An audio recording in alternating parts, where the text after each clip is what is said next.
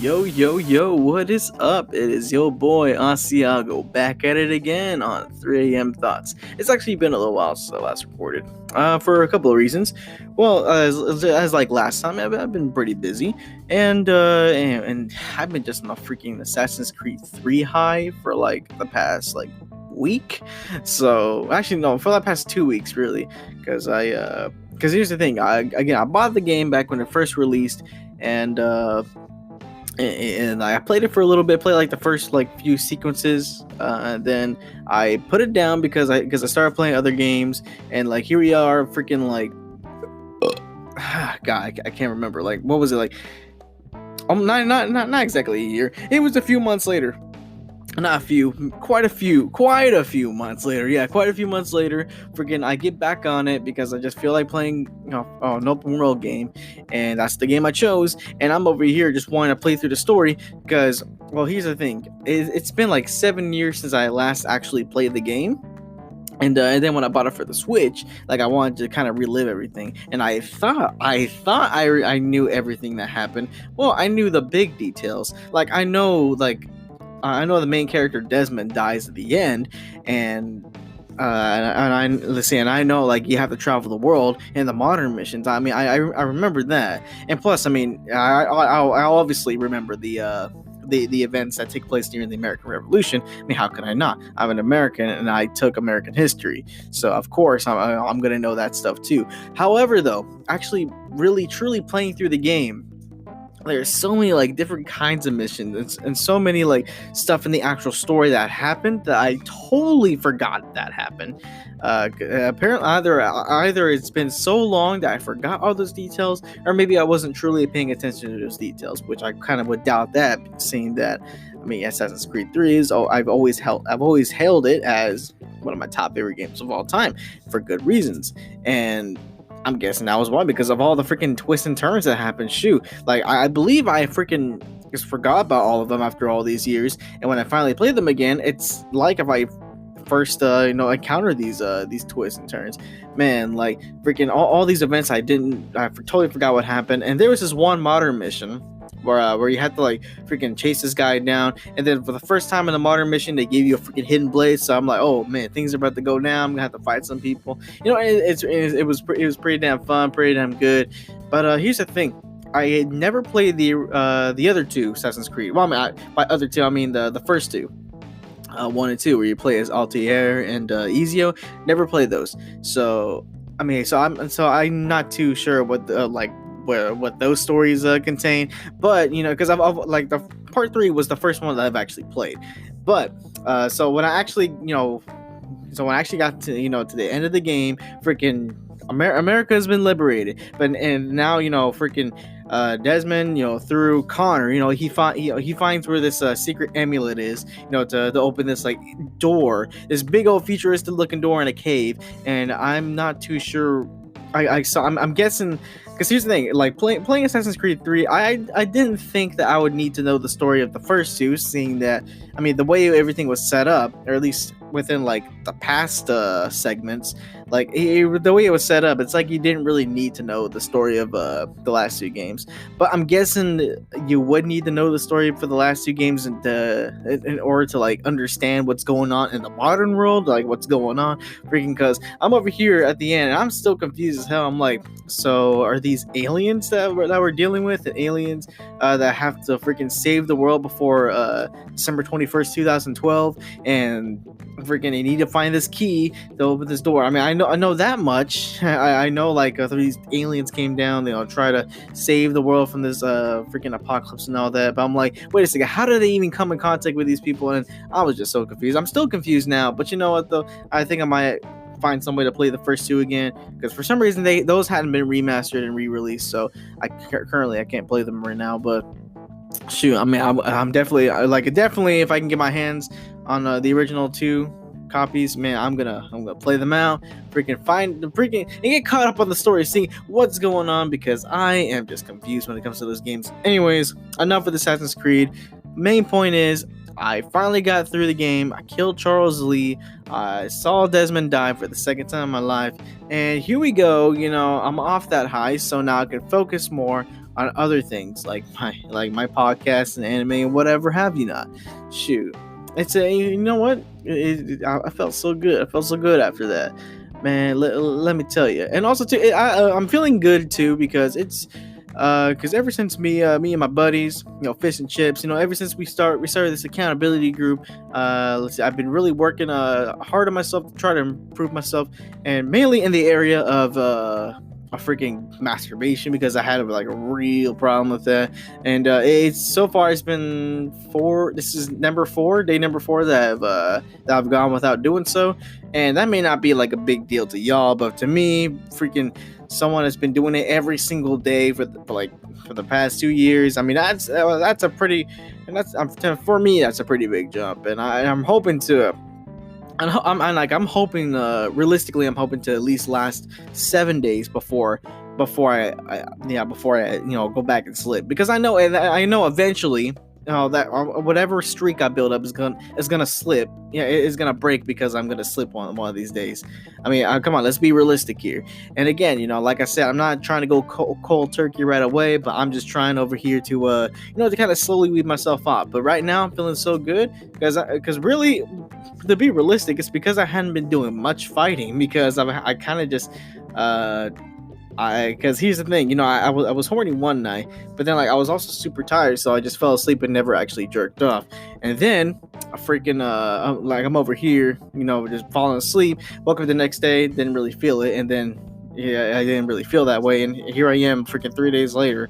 Again, continuing that feeling. And I think it's because I didn't give in that one time. I'm not, back into the cycle, which I'm really hoping that I can just, keep powering through, improve myself more, and hell, maybe even save myself for the girl of my dreams if that ever happens. But even if that doesn't happen, hey, I mean, at least I won't have a freaking that's one less addiction out of my way. Hell, man, it's all good no matter how we see it. Anyways, so there's that.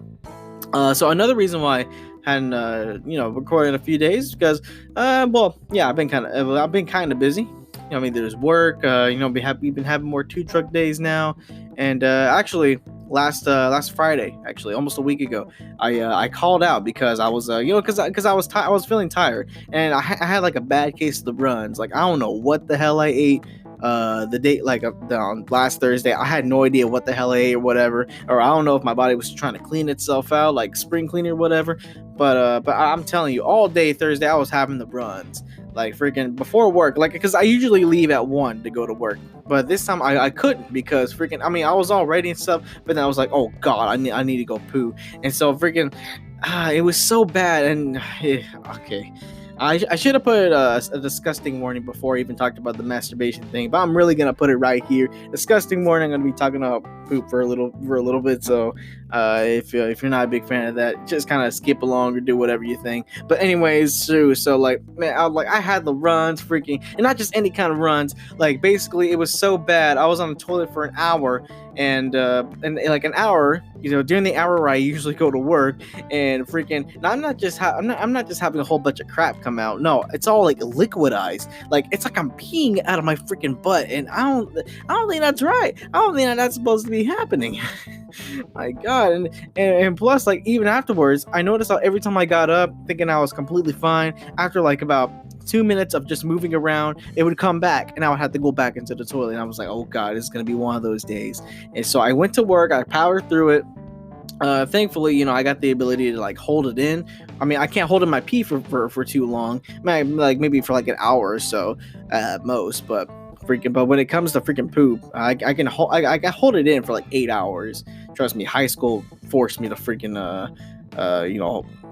teach myself that, because of the fact that the restrooms in the school were so damn dirty, and I was a nerd, and I didn't want to freaking miss out on freaking assignments and stuff. I didn't want to get behind. But anyways, freaking, so all day, I'm over here having to hold it in. The only time at all I went to the restroom that day was during the entirety of my second break, which is at 9 p.m. So freaking, I came in at 2.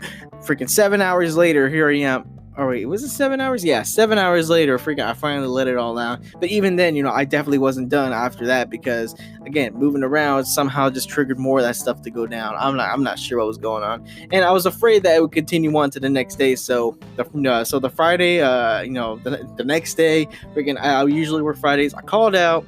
And here's the thing, I checked I checked the roster for I checked the roster for Friday. I checked how many trucks. It was just one small truck, had like 15 people, and I had 90 hours of freaking overtime. So I mean, not overtime, PTO, freaking PTO. So I'm like, you know what, freaking, it's there. Yeah, they're not. No one's gonna get hurt if I call out tomorrow. And hell, I mean, I got all this freaking PTO, and I only need 40 of those for this Costa Rica trip I'm taking.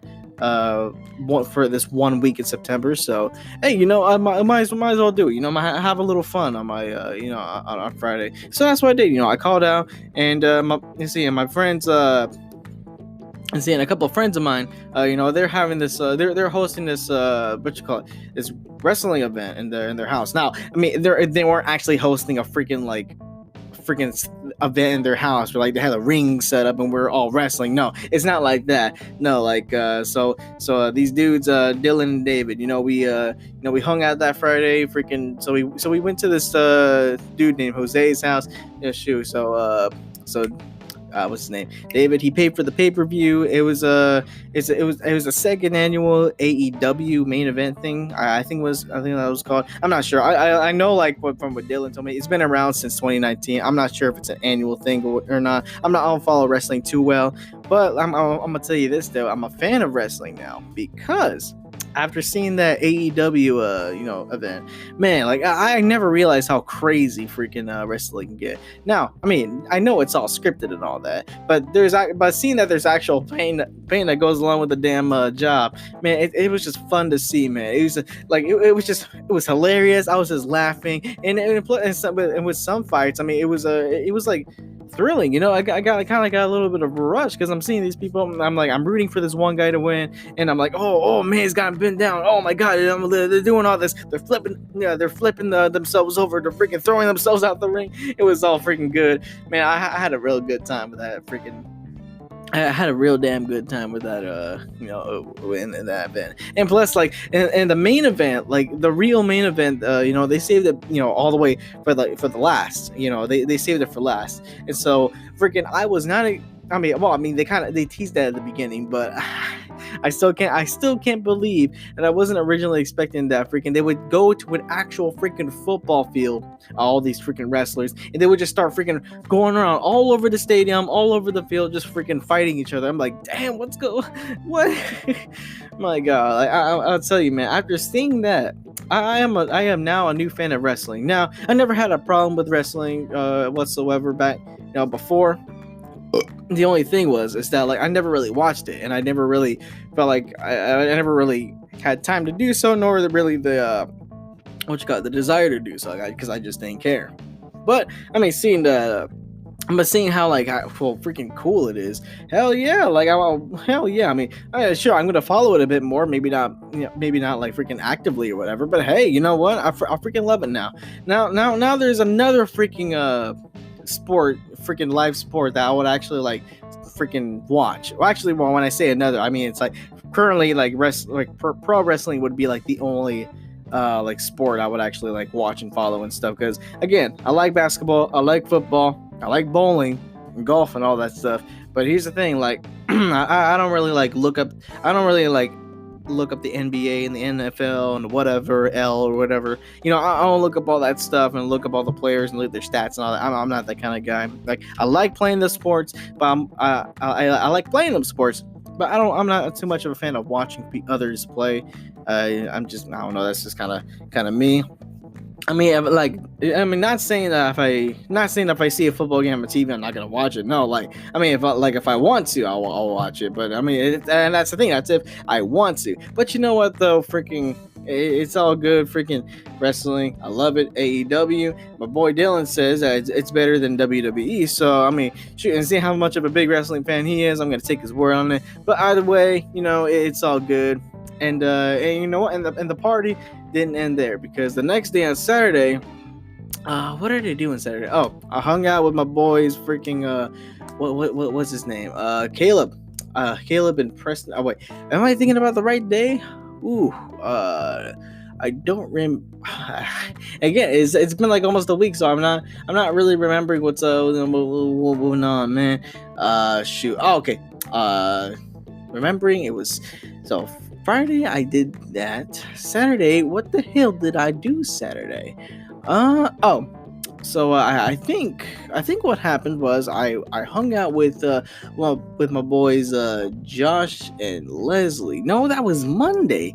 Damn, yeah, I'm remembering stuff that was on Monday, but I'm not remembering what exactly happened on Saturday. Oh no, wait, the whole wrestling thing happened on Saturday. Oh, but I still caught out on Friday. So let me tell you what happened on Friday.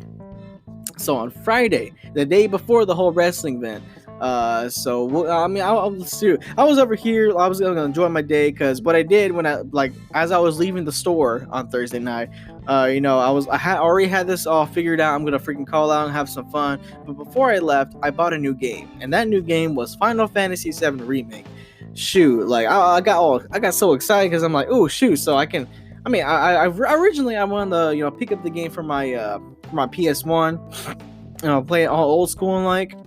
But hell, getting this game for my PS4, I wouldn't mind. I probably still might play the original anyways, because I heard that the remake currently it only has half the game, and they're gonna release the other half later on. Because I think they're focusing more on certain parts of the story and really trying to make it like is one part of the game like its own like 60-hour deal. And hey, you know what, that's pretty cool and all. So hey, again, and it looks really good, and plus it's so fun too. But I couldn't experience the fun just yet because let me tell you this, man.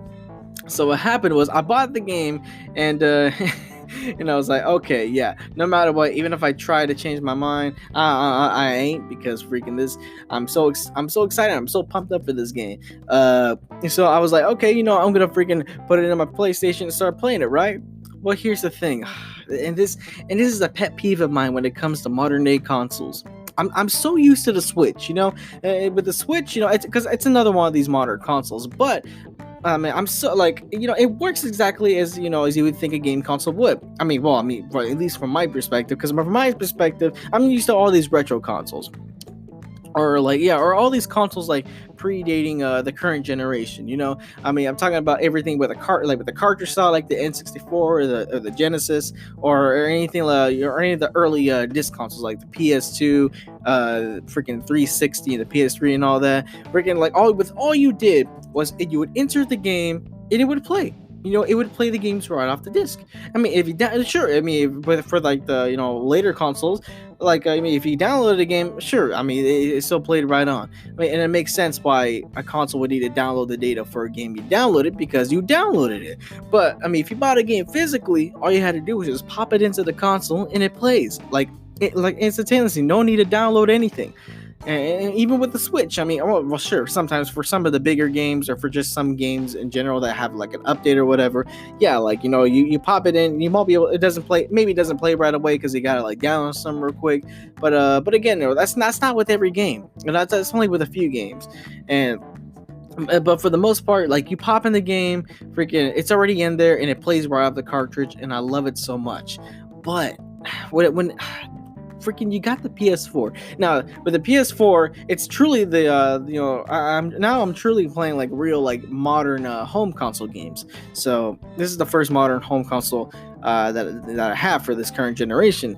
And what I don't like is the fact that, like, even if you buy a game physically on disc, it still has to download into the console. Like, why? Like, I get for some games like freaking Red Dead Redemption, where it's so big, they gotta put it on 2 discs, and you have to put the data disc in first, so it can download into the system, and so you can use the other disc to play. Like, okay, I get that much. But why does this have to be the case with every game? Like, even if it doesn't use 2 discs, like, even if it's just a freaking like a 15 gigabyte game, why does it need to download into the console for? It don't make sense, brother. It don't make sense. Like, freaking like I mean this is the PS4. It's more advanced than the past consoles of the past. So why can't it just simply play off the damn disc? Again, with a few exceptions like Red Dead, where it's so damn big, it needs 2 discs. But I mean, for the most part, why can't it just play the games off the disc? Why does it need to freaking download into the console? I don't understand why. Like, in that case, what's the whole goddamn point of freaking buying games physically if you're gonna have to download into the console anyways? It's like essentially I'm freaking essentially I'm downloading games but with extra steps. And you know what?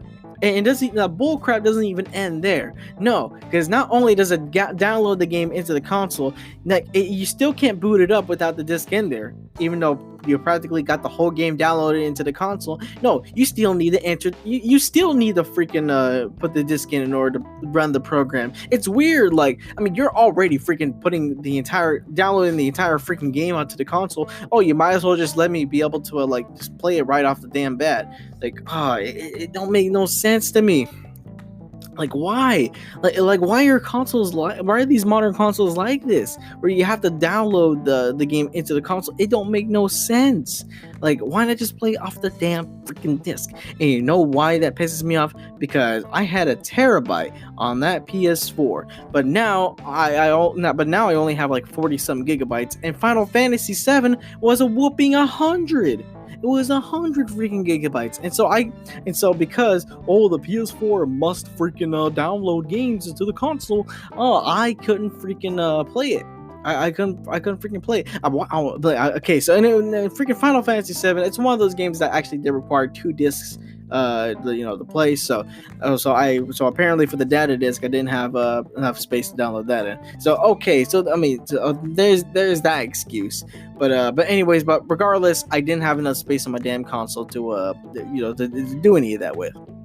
So what did I do? I had to go the next day on Friday, I had to make plans to go out to to get an external hard drive. Now, when I call out and I need to go to the store, I don't go to my store because again, I've called out. I want them to believe that either I'm sick or that there's something's going on and I shouldn't be there. It's also kind of a dick move for me to just show up there on the day I'm supposed to be working, but I call down and they're like, "What the hell? What the hell you do? What the hell you called out for if you're gonna be here anyways?" Or I don't know. I don't want to cause no drama. I don't want to rock the boat or whatever. So what I did was that I drove all the way 15 minutes or 20 minutes away to the other Walmart, just to get my external hard drive. It was just kind of an inconvenience, but you know what? Anything to to not cause any trouble at the other place. So whatever. I had to do what I had to do. Shoot, man. But damn, again, I was just so excited to play this Final Fantasy game, but I couldn't because I needed to go to the damn store and freaking buy an external hard drive. God, so I went out there, bought a freaking 4 terabyte hard drive, and it's pretty cool. I spent a little over $100 on it.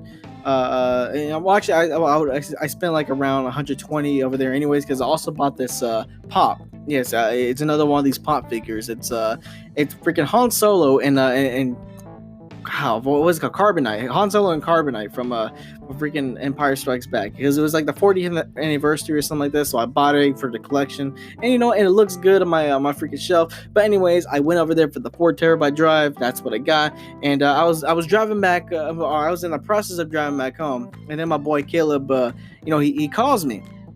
He calls me saying that, I'm with Hunter. Hunter's another guy. Hunter is another friend of mine. Me and Caleb's. We used to freaking hang out all the time in the back at youth group. Back in high school, and then after graduation, we never really saw each other much, mainly because he went to the military and I stayed over here. But just like my boy Victor, he's also a military Mike. But he's back here in the States. Back in civilian world, drinking beers, eating crawfish, and doing all that kind of stuff. But anyways, so we're over here. So my boy Caleb, he calls me up and he says, "Hey, what do you want to hang out with? With me and Hunter? We're at this crawfish joint. just having some beers, drinking some, or not drinking, eating some crawfish, and I'm like, oh hell yeah, because man, freaking crawfish is my favorite food of all time, and I hadn't had it in 2 years because every time there's a crawfish boil, I'm either doing something else, or freaking I'm not invited, or I don't have the money, or I'm at work. And so freaking finally, I'm hey, freaking on a day I normally work, I'm off because I called out. Freaking and there's this crawfish joint like not too far from where I was, so I'm like, you know what? So I freaking drove up there with a quickness. Freaking I met up with them. I mean, I didn't drink because I don't drink, and plus I needed to drive. So freaking. But anyways, I ate a lot of crawfish, man. It was so damn good. Man, I almost forgot the taste of it. The good taste of a good old crawfish, freaking. So because I eat more than the tail, I also eat the shell on the tail, because it gives that little crunch. And besides, the shell's got some calcium, and that's good for your bones, and it's good for your nails and stuff. But man, it was just so spicy, but so good. Man, we had quite a few pounds of crawfish coming in. And so what we did afterwards is that we split the bill into 3, and the bill for all the crawfish and beer that we had freaking came out to be like $100. Yeah, $100. So I paid my part. Everybody else did themselves too. And afterwards. Afterwards, if they weren't doing anything, I was gonna go straight home and play some Final Fantasy. But they said, hey, if you're not doing anything, hey, let's go back to Hunter's place and let's watch some My Hero. And I'm like, oh hell yeah! So and that's what we did. Freaking again, they be drinking, but I be not. But hey, we all over here freaking watching some My Hero, and it was all freaking good.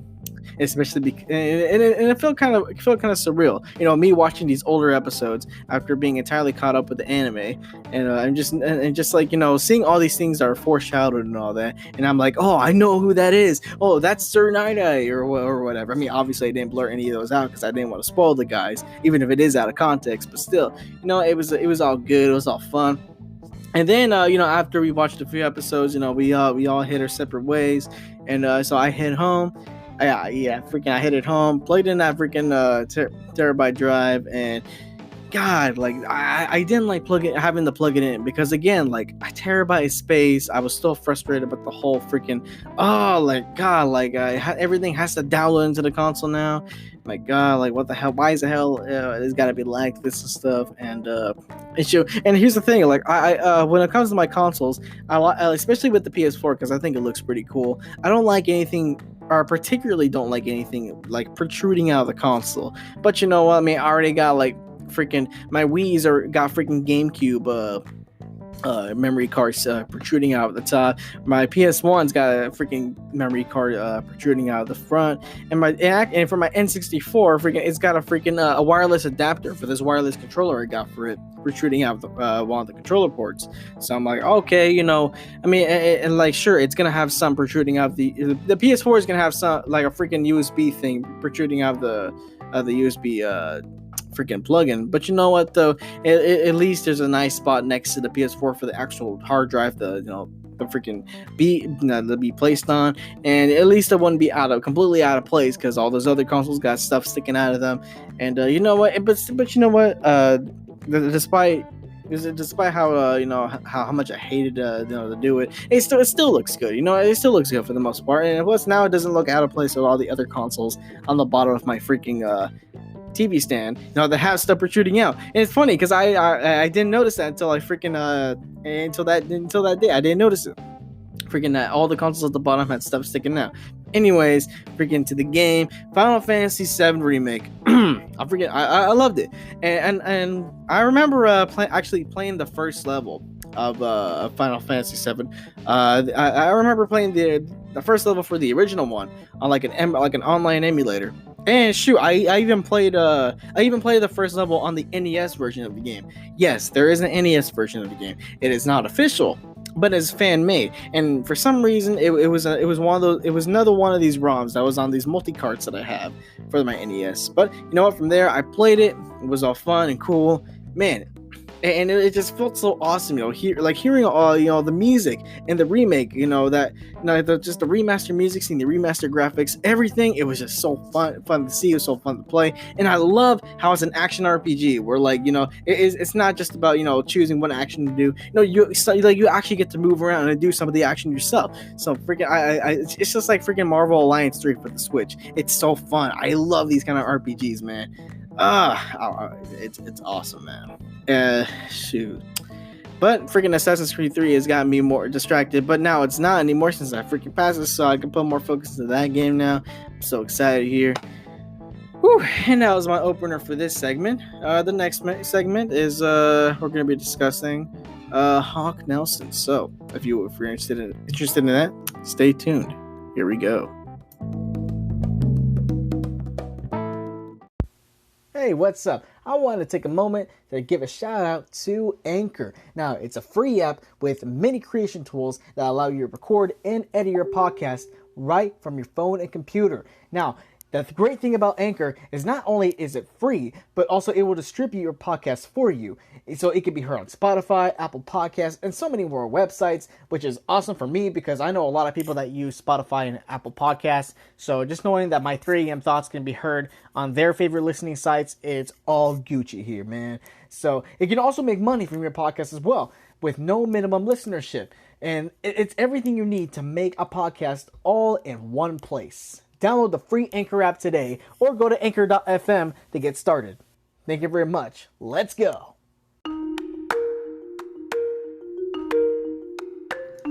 Hey, so before we get into the next segment completely, this is a little bit of a warning here that it's gonna be more kind of a religious leaning topic, because the topic that we're discussing here is I said it was about Hawk Nelson. If you don't know who Hawk Nelson is, it's surprisingly not a music artist. No, it's actually a band. It's a Christian rock band, and so. And the topic is that the lead singer for Hawk Nelson recently talked about how that he no longer believes in God, and he even listed out the reasons, some of the more, like a lot of the more basic reasons why he doesn't believe in them. And what I was gonna do is I'm gonna kind of respond to them and kind of even answer them a bit. I don't expect that he's ever gonna listen to this podcast, but I want to give my 2 cents about the whole his questions, kind of give him some answers and whatnot. And in case of if anybody listening to this has the same questions and the same reasonings or whatever. And so bottom line, so if you're not if you don't feel like listening to religious stuff, or if you don't want because I don't want to shove anything down anyone's throats, but then again, I am putting this warning here saying that I will be talking about that kind of stuff. I'm going to be talking about God, Jesus, and all that kind of stuff. So I mean, if you don't want to listen to that kind of stuff, you can go ahead and just go on to another podcast or some, because it's as I'm recording this right now, I have no idea how long it's gonna I'm gonna be talking about this stuff, but I do know for sure that it's gonna take up the rest of the podcast. In fact, I'm assuming that's probably gonna take so long that I'm probably gonna have to record the rest of this podcast on Audacity, so I'm not freaking restricted to the 30-minute freaking limit on the Anchor website. So, but anyways. So that's the topic, so we're going to be talking about, we're going to be talking about the lead singer, how he, lost faith in God, how he doesn't believe in him anymore, and talking about the reasons, some of his reasons why, and then I'm going to be responding to them. So again, if you don't want to listen to that kind of stuff, be warned, turn back now. But if you are like interested in what I want to say, or if you're just interested in the whole thing in general, go ahead, keep on going. Yeah, let's go. Yeah.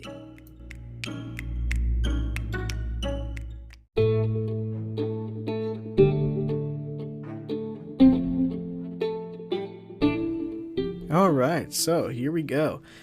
So as you guys heard from the morning segment before this segment here, yes, I'm going to be talking about the lead singer for Hawk Nelson. So about like a day ago, actually, I was actually going to record this podcast yesterday when it was like when it actually like the night it was announced and stuff like that. But the thing was that like freaking again, I was in that freaking what do you call it, the freaking Assassin's Creed 3 hype, so I was just kind of focused on that for the longest while. But freaking now, I'm here, not focused on that, so much right now. So I'm gonna be so that's what I'm gonna be talking about. So his name is Jon Steingard, and so the deal was that recently, he talked about how, for years, he's kind of been skeptic over his faith. He never really truly felt in, to say the least. And again, I'm just kind of damn, I realized how freaking close I was to the mic. So there we go. Okay, I don't want to be freaking up close and personal. I'm freaking making a big pop every time I say something with a P or whatever. So, but anyways, so I'm just kind of paraphrasing, everything that's been going, everything that's he said and stuff. I'm not gonna be word for word because this I'm recording this on Audacity, so I don't have that damn 30-minute limit anymore. But I'm not gonna sit here for freaking 3 hours, talking about this, because who wants to listen to this stuff for freaking 3 hours? And plus, I really hope to be in bed within like the next hour. So here we go. So let's do this. So, anyways, Jon Steingard. So his deal was that for years, he just kind of just felt like off when it came to Christianity. So he was raised in a Christian home, and not only in a Christian home. His entire family. His dad, his mom. They worked for the church, and as a matter of fact, his dad was a pastor. He was a pastor's kid. And literally all of his friends and family, everybody he knew and loved, they were all like, part of the church too. They all attended church and all that. Church wasn't just a one time a week thing for them. No, it was an everyday thing for them. It was their home. It was their life. Church wasn't part of his life. It was, it was his life. And and the whole thing was, he'd be over here in the church, and anytime he was outside the church, it was kind of like, he was journeying on a pilgrimage into the world, and he just to come back to his church life, and that's all fine and all, but I don't know. It kind of reminds me of this little era that I had in my life. It was after, like, it was literally the school year after the summer I got saved, and I remember by that point, like, I completely changed everything around. I started becoming more of a hardcore Christian, and like I hated going to school because I didn't like the idea of being around like, oh, worldly people, oh, they're such sinners, and because again, I never meant to to be condescending or to kind of look down on people at all. I really didn't. If anything, my intention was to kind of like, be the light of Christ in school and stuff like that. But the deal was that, like, again, with this newfound faith and this newfound me trying to become, something new, trying to be like this, the best example of a Christian possible. It kind of like, well, it didn't backfire really, but I don't know. Some things has rubbed off the wrong way on people, and I didn't really.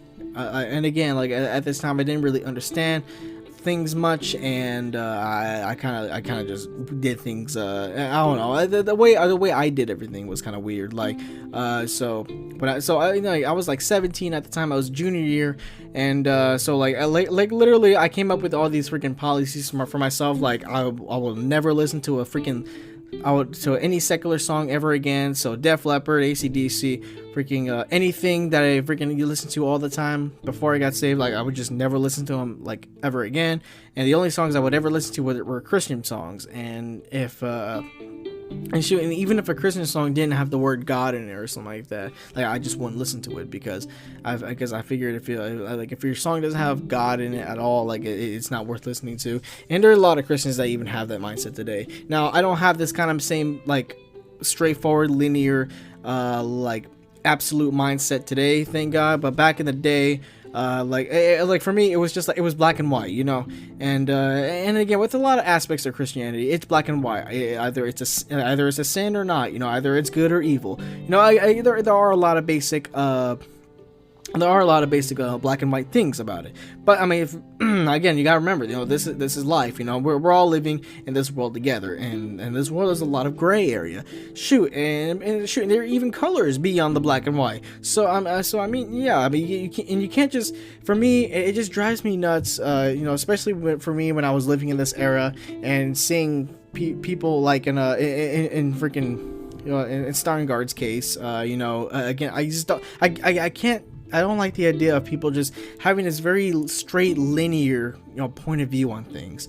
Like, freaking life is A, so things must be B, or things must be B, so they have to be A. You know, again, like, and when you're boiling things down to their simplest terms, yes, it is that way. But you got to remember, life has complexities. You know, everything simple in life is really complex, and everything complex in life, you know, can be boiled down to be extremely simple.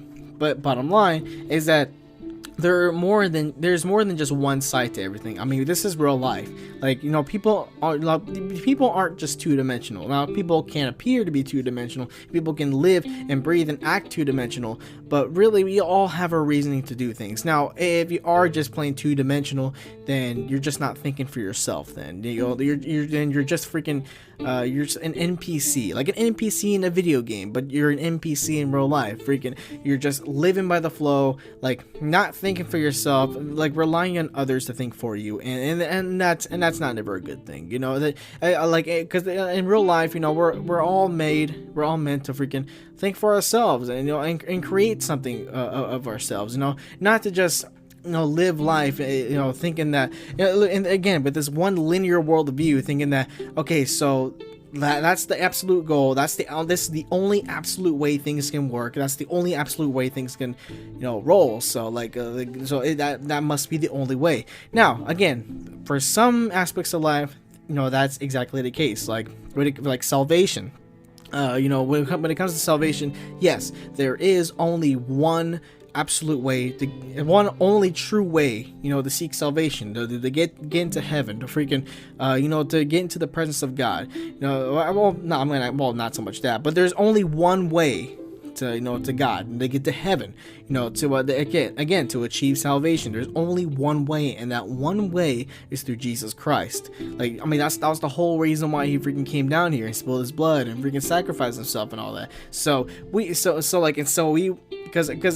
the thing, you know, hell is our default hell is our default destination. Ever since Adam and Eve, they screwed up and committed the first sin.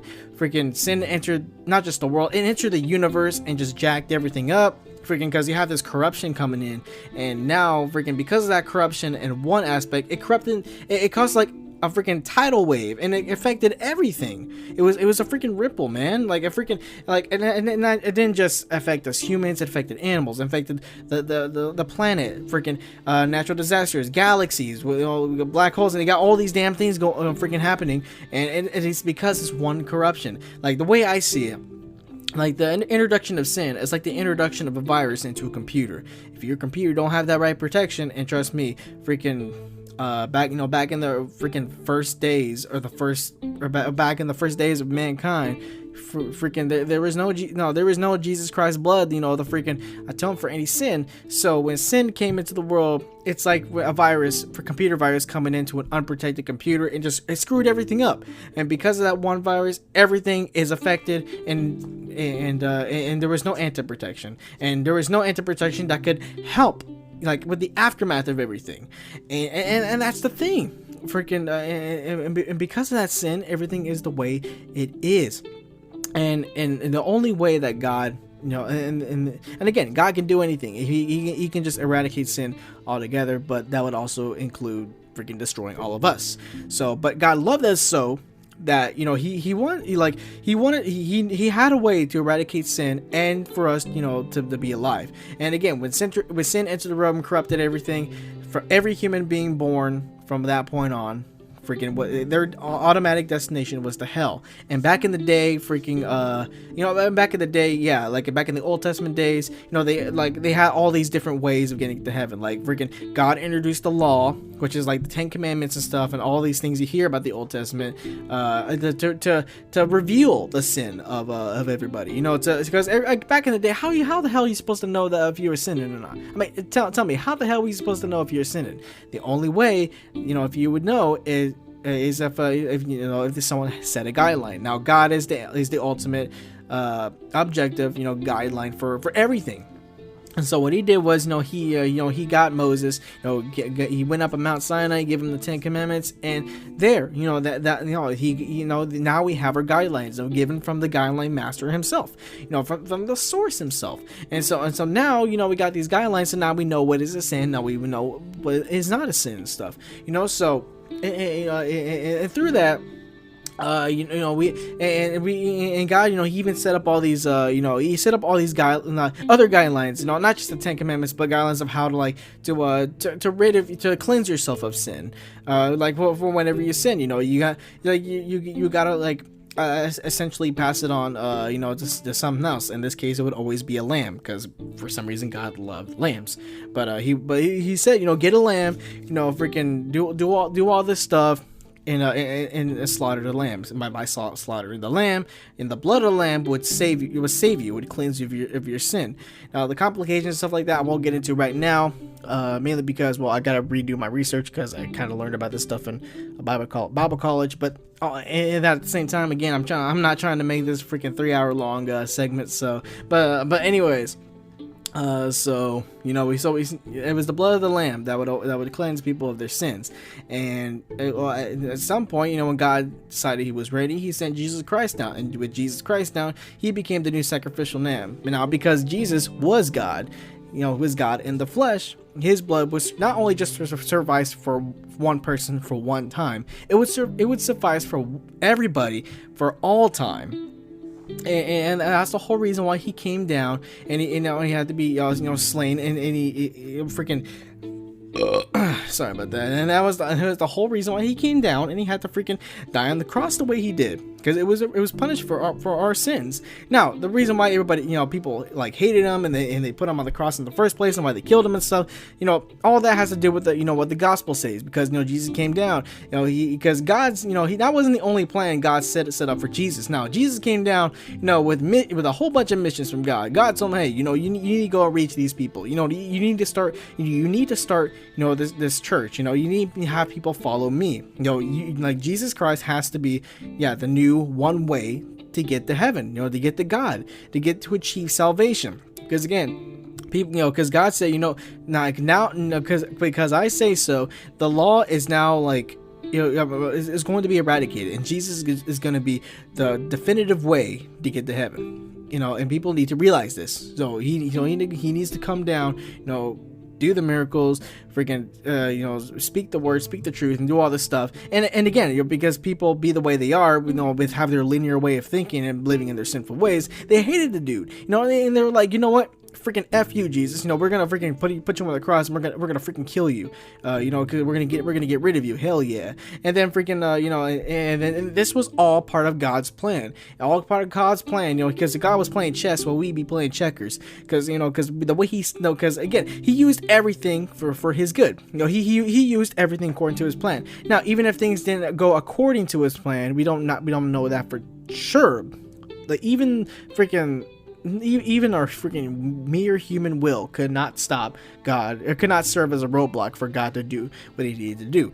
And so all that stuff that happened to Jesus Christ, him getting sold out, him getting beaten, freaking slashed and clashed and all that kind of stuff, and being put up on the cross. I mean, all that. Again, Jesus needed to die. His blood would need to be shed for freaking us to be saved, anyways. And that's how it ended up becoming so. And so God used that to to have Jesus' blood be slain and be killed, be the new sacrificial lamb, the definitive sacrificial lamb for us, to live, to be truly free from sin, to become anew in Christ Jesus, to be baptized in his blood. again, I mean, it's all metaphorical, but in a way, it's also literal because his blood was shed. It spilled upon to the earth. His blood, again, he died. You know, his blood was exposed and all that. And by doing so, now he is the one true way for us to get to heaven. Now, again, all we simply need to do now is just have faith. We don't need to freaking, do all these damn rituals. We don't need to freaking go to the freaking tabernacles, to the freaking temple, and do all this freaking stuff and go, or have wear all these specific clothing, or have the specific jewelry on, or do all that crap. Hell no, not anymore. Oh no, all we have to do now, because Jesus already did all the hard work now.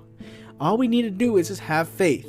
Genuine, sincere faith, not just I'm gonna die tomorrow, so I'm gonna hurry up and just believe in Jesus so I can go to heaven tomorrow. No, I'm saying no, you gotta have real, genuine, true faith, like sincerely in your heart that Jesus Christ is not only real, but he is God himself, and that through him and only through him you can be saved, and you can achieve salvation. And when you die, your soul will be saved from its default destination to hell, and you can be rest in peace with God in heaven.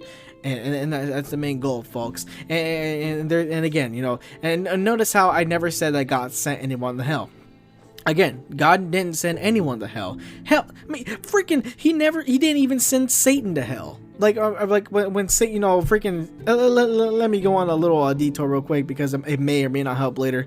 Again, I'm recording this kind of live, so it's unscripted. But let me tell you this, man. So Satan, if anything, he used to be God's number one worship leader back in heaven. Satan used to be an angel, and so and again, freaking, being the number one front man, for worship, like all the worship would go from everybody, all creation, through Lucifer, and he would give it to God. And I'm guessing all that power, all that freaking worship, got to his head. It got to his head, and he was like, man, I kind of love this. What if I got the worship instead? What if I became God? And so God didn't like that very much, because again, God is the God of order. He doesn't like rebellion. He doesn't like freaking people trying to be him. He wants people to be in their place. And when freaking Lucifer is over here freaking trying to become him, thinking that he can be God, he was like, nope, off you go. No, God didn't send him to hell. No, God just he just freaking yeeted him out of heaven. And by yeeting him out of heaven, freaking Satan over here, he's over like, okay, what the heck am I gonna do? I'm outside of heaven, so where am I gonna go? So he sets up the underworld, as his new home, and that's how Satan is he's the ruler of the underworld. And again, so God didn't even send Satan to hell. No, Satan sent his own goddamn self to hell. Because now he's over here because again he went to the underworld himself, and now he's governing that that area, being the master that he always wanted to be. Of course, not of heaven, because he can never achieve that goal, but he got the next best thing. And not only that, when sin entered the world through Adam and Eve's vice, he also got control of the world too. So he doesn't have as much dominion over Earth as he does over hell, because Earth is kind of like a middle ground. Both God and Satan, they're over here not necessarily fighting over everything, but they kind of are in the spiritual way, but in the physical way, with all the good and bad things going on. No, they're both playing a freaking game of chess here. But except God's the master of this chess game, and Satan over here doesn't know a damn thing he's doing. He's just trying to do things, hoping in vain that he'll win, but he can't though. I mean, he may get the upper hand in some things, but you know what? He never prevails in the end. He won't prevail in the very end. But anyways, so again, when sin entered the earth, God couldn't accept people into heaven no more, because again, now people are born into sin, and when you're born into sin, God is the God of perfection. He can't in his desire is to not accept imperfection. And so because sin makes us imperfect, we can't go up into heaven. And so our default place is now hell, because again, Satan is the governor of hell. And if our souls can't go up to heaven because of sin, freaking what do you think is gonna happen? There ain't no purgatory. At least not as far as I've learned. Shoot, freaking Satan's gonna pull you down. He's gonna be like, hell no. Or should I say, hell yeah, you're going to freaking hell with me. Freaking right. And again, that's like a default place. But because of the blood of Jesus Christ, we can be saved. We can be freaking through Jesus Christ and only Him. We can be cleansed of our sin. We can achieve salvation, and we can go up into heaven. We can go up to God, where we all should be. In the presence of the Lord. That's where God wants us to be. But again, He gave us free will. So again, you have to choose. The seek God. Now, you can also choose to not seek God at all. And again, God's not sending you to hell. I mean, you're just sending yourself to hell. But again, I'm not saying that trying to be condescending or anything like that. That's just kind of how it would be. And again, like I said, there are some things in life that are black and white. But again, this is real life. There's a lot of gray area too. And that's kind of where, I don't think that's necessarily what we're going to be talking about here. But again, in life, there's a lot of gray area. But in the things that are absolute, things are black and white. Again, actually, I think that's really if we're talking about life here, and I think that's truly the only thing that's like black and white. I mean, because again, when it comes to Jesus Christ is the absolute only way to get to heaven. And if not through Him, there's nothing else. Like, either you have no other hope. Jesus is the only hope. God is the only freaking hope you have. I mean, to be fair, to be real. But for everything else in life, there's a whole lot of gray area. Because, and when I say gray area, I mean because again, this is life.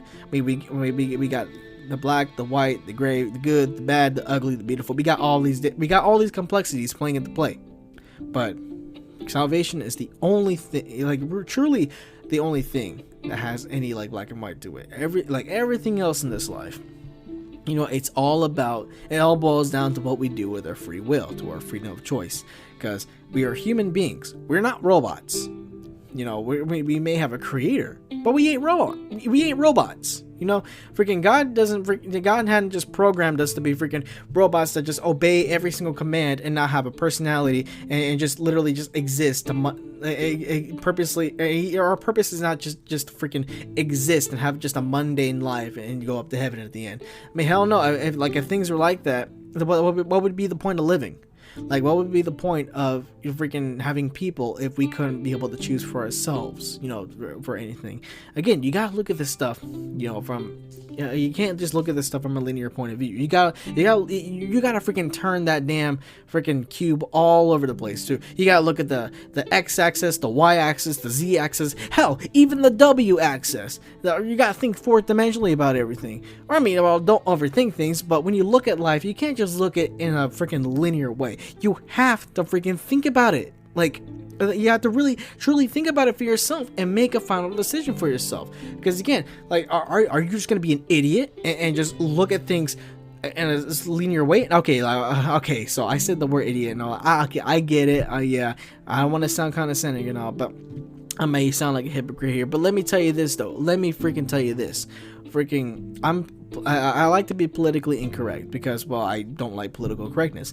And you know what? And plus, I'm just speaking from my own heart. So, again, don't take things the wrong way. Hopefully, you're not a freaking weakling that freaking gets hurt over every little word. But I'm going to say what I'm going to say. I'm going to say what I want to say when I want to say it. So, I mean, hey, everybody else does it. And they go off scot-free. And then plus, some people are praised for the stuff they say. So, freaking, you want to cry over some things, I'd say, hey, maybe you should be crying. Because I don't know about you. But anyways, I'm gonna say what I want to say when I want to say it. Yeah, I'm not sure if that would go with any rap beat, but anyways, so back to Mr. Steingard here.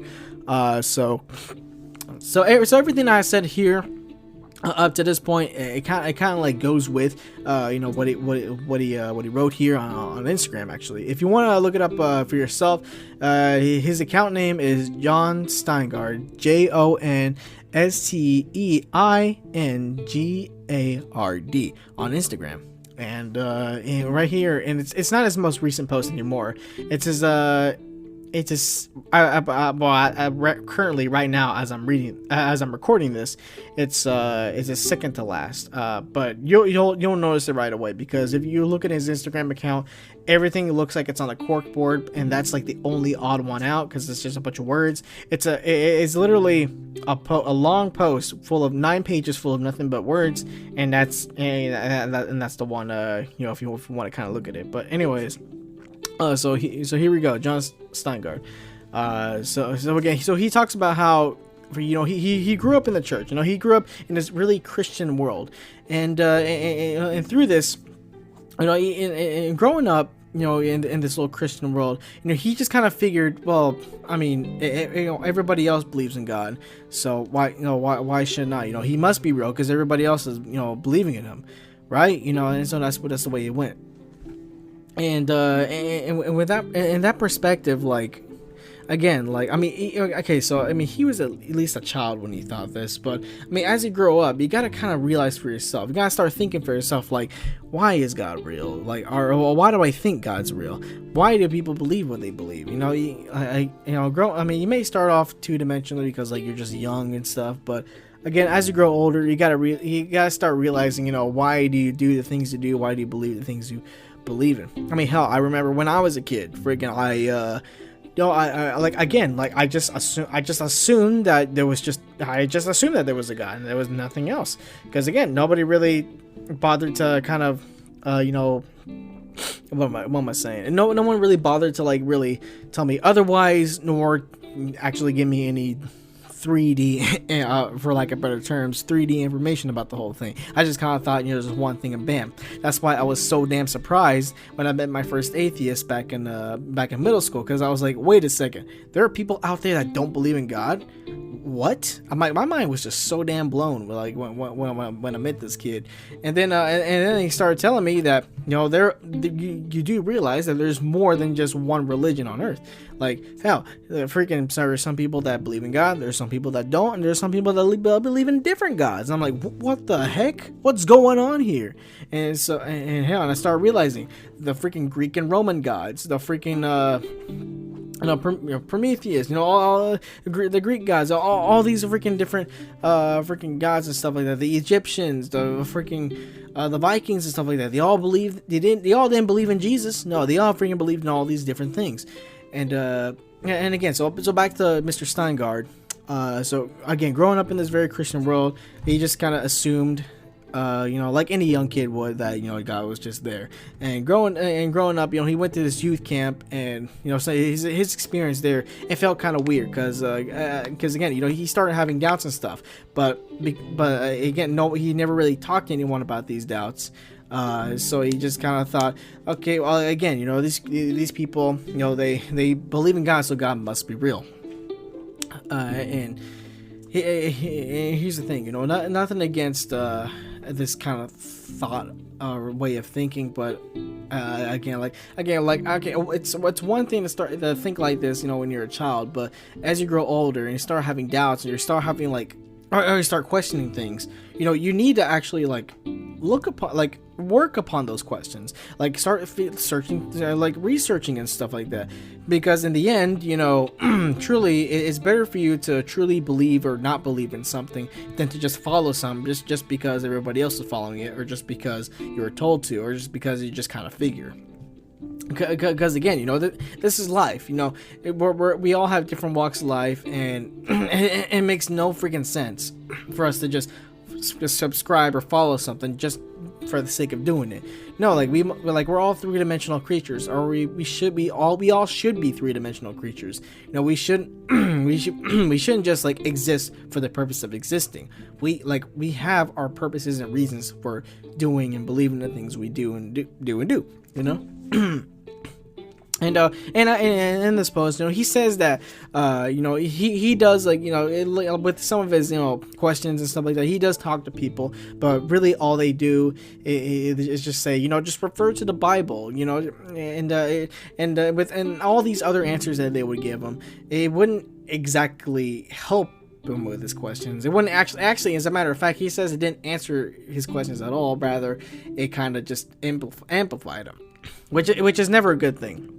Like, I don't think he really. No, actually, reading this, trying to remember, he doesn't really explain all that well, like how, like what some of the things that would say, other than, oh, just refer to the Bible. You know, if you know, you should, if you read the Bible, you should know all the answers to these questions and stuff. And again, not saying that's a bad answer, but it's kind of a bad answer. Yeah, because let me explain why. Because again, whether you're talking to a skeptic, an atheist, an agnostic, or even to another Christian, you can't just tell someone to refer to the Bible, to get their answers question. It's like a teacher telling their freaking student, Mr. Fletch, I got a question about the solar system. Like, how does the solar system revolve around the sun? Like, I don't get how that works. You just refer to the textbook. But I can't understand the textbook though. Just try to understand it. Just read it. But Mr. Teacher, I still don't understand. Just refer to the textbook. That's the way I kind of see. It's like, again, you can't just tell someone to refer to something that they may or may not actually understand and expect them to just understand afterwards. No, like, you need to talk to them. You need to like truly explain to them, and shoot, even get other people in and just help tutor the situation. Help bring some more information and more clarity, into the whole questioning. Because in the end, do you really think someone is gonna really just look it up in a book? Their answers in a book? I mean, maybe if they're determined enough, yeah. But even if they're determined, like why wouldn't you have other people freaking coming in and help answer a question, especially if it's some regarding a belief or a faith or whatever. I mean, if you truly subscribe to a faith and someone else who's having doubts and stuff wants to have questions with you about the faith, why the hell wouldn't you want to freaking answer it to the best of your abilities? I mean, come on now. And he also explains this, that of how he just he from the way he saw it, it's like the way his entire life was, growing up, in the church and all that. Church, it was kind of like it was its own culture, kind of like you have everything's got a culture now. You got meme culture, you got freaking weird culture, you got like the culture for what you call it, Satanists, witches, you got freaking internet culture, you got freaking cultures for weebs, furries, Catholics, freaking I don't know, business people, freaking business culture, work culture, freaking I don't know, LGBT. You got all these different kinds of freaking cultures going around, and so everything can also be under an umbrella term. But what I'm saying is that everything's got its own culture now, and when it came to the church, it definitely had its own culture. And now, just being around in that one particular culture, and just only consuming anything from that culture, I don't know, like from when I see it, without having any real exposure to anything, like any other aspect in life, it can be kind of toxic to you. Because you know that old saying, too much of a good thing is not a good thing. Well, I think, and because of this sinful world that we live in, this corrupted world that we live in, even too much of God can't be a good thing. And it sounds weird for me to say it, but I mean that like, we gotta look at it that way too.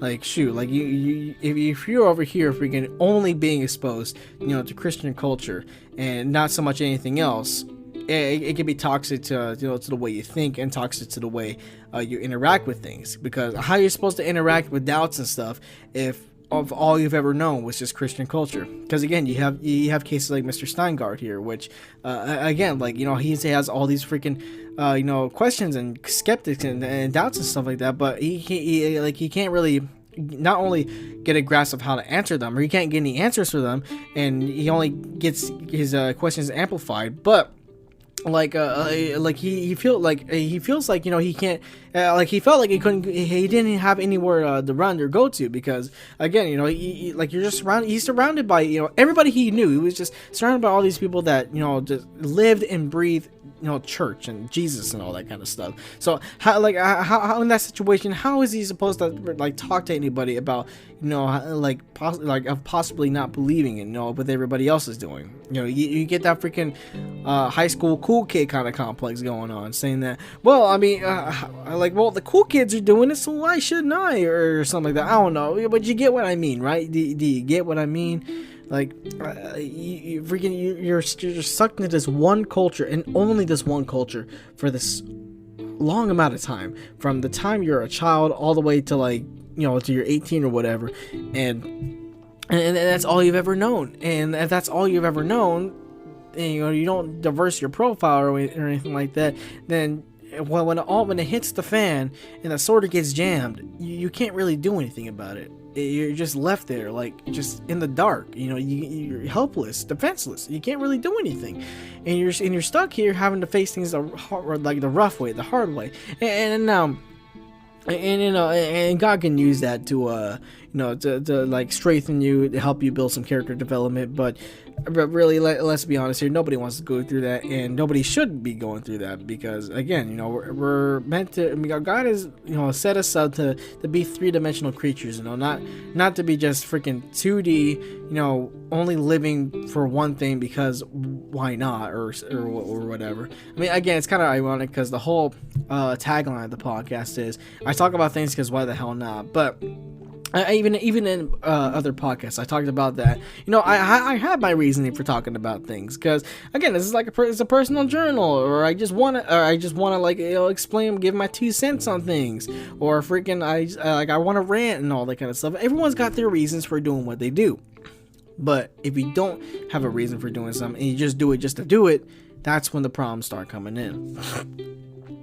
All right, so let's read on here.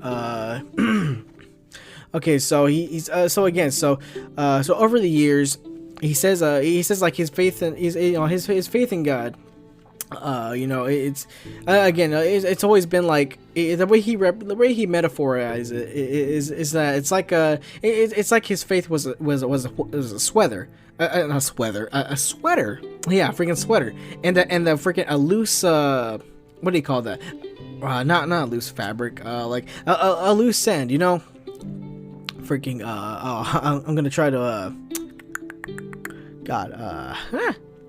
okay, so I'm trying to look here where we use the sweater analogy, but anyways, or a loose thread, that's the word I'm looking for. Anyways, so he's talking about how his faith was like a sweater, and his doubts and skepticism and stuff was all loose thread. And now for years, he would just pull that loose thread, and now he would still have his beliefs and stuff, but slowly over time, as he kept on pulling that one thread, they would diminish little by little, and eventually, all the way up to a couple of days ago, that eventually he went to a point to where he just kept on pulling so much that he no longer had any sweater to pull. To pull a thread from, because he just done pulled everything off. He's got to this point to where he doesn't believe anymore, because he's virtually just kind of had enough of it, and that's how he sees his faith, and it doesn't make it any better whenever you have these thoughts and doubts and stuff like that, and you can't really do anything about them. And not only that, you start becoming more recognized in the Christian industry, because he got into music. He started doing worship. He started leading worship at his church. He started doing leading worship again, but for youth events and stuff. And then eventually, he started playing in the band Hawk Nelson. And Hawk Nelson, again, y'all guys may not be too familiar or whatever, especially if you don't follow Christian music.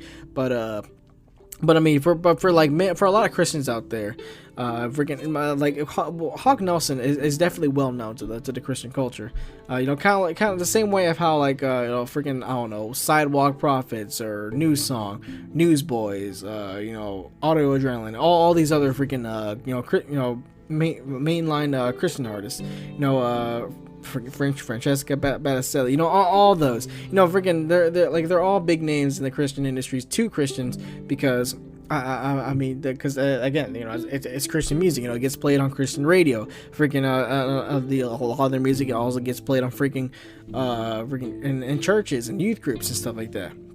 And so, like, he's basically over here not just in a culture, but he's producing things or making content for the same culture. So he's got this tag, Christian everything, as the front line and center of everything that he does, everything that he is. So that can bring a pressure on a man. And when you have that kind of pressure, you really don't want to freaking express your doubts and stuff, because then you have this fear, and he says it himself that he has this fear of losing everything. Freaking, he's not talking about his fans. He's talking about his the trust and love of his loved ones. His family. He'll lose acceptance from everybody that he ever knew and loved.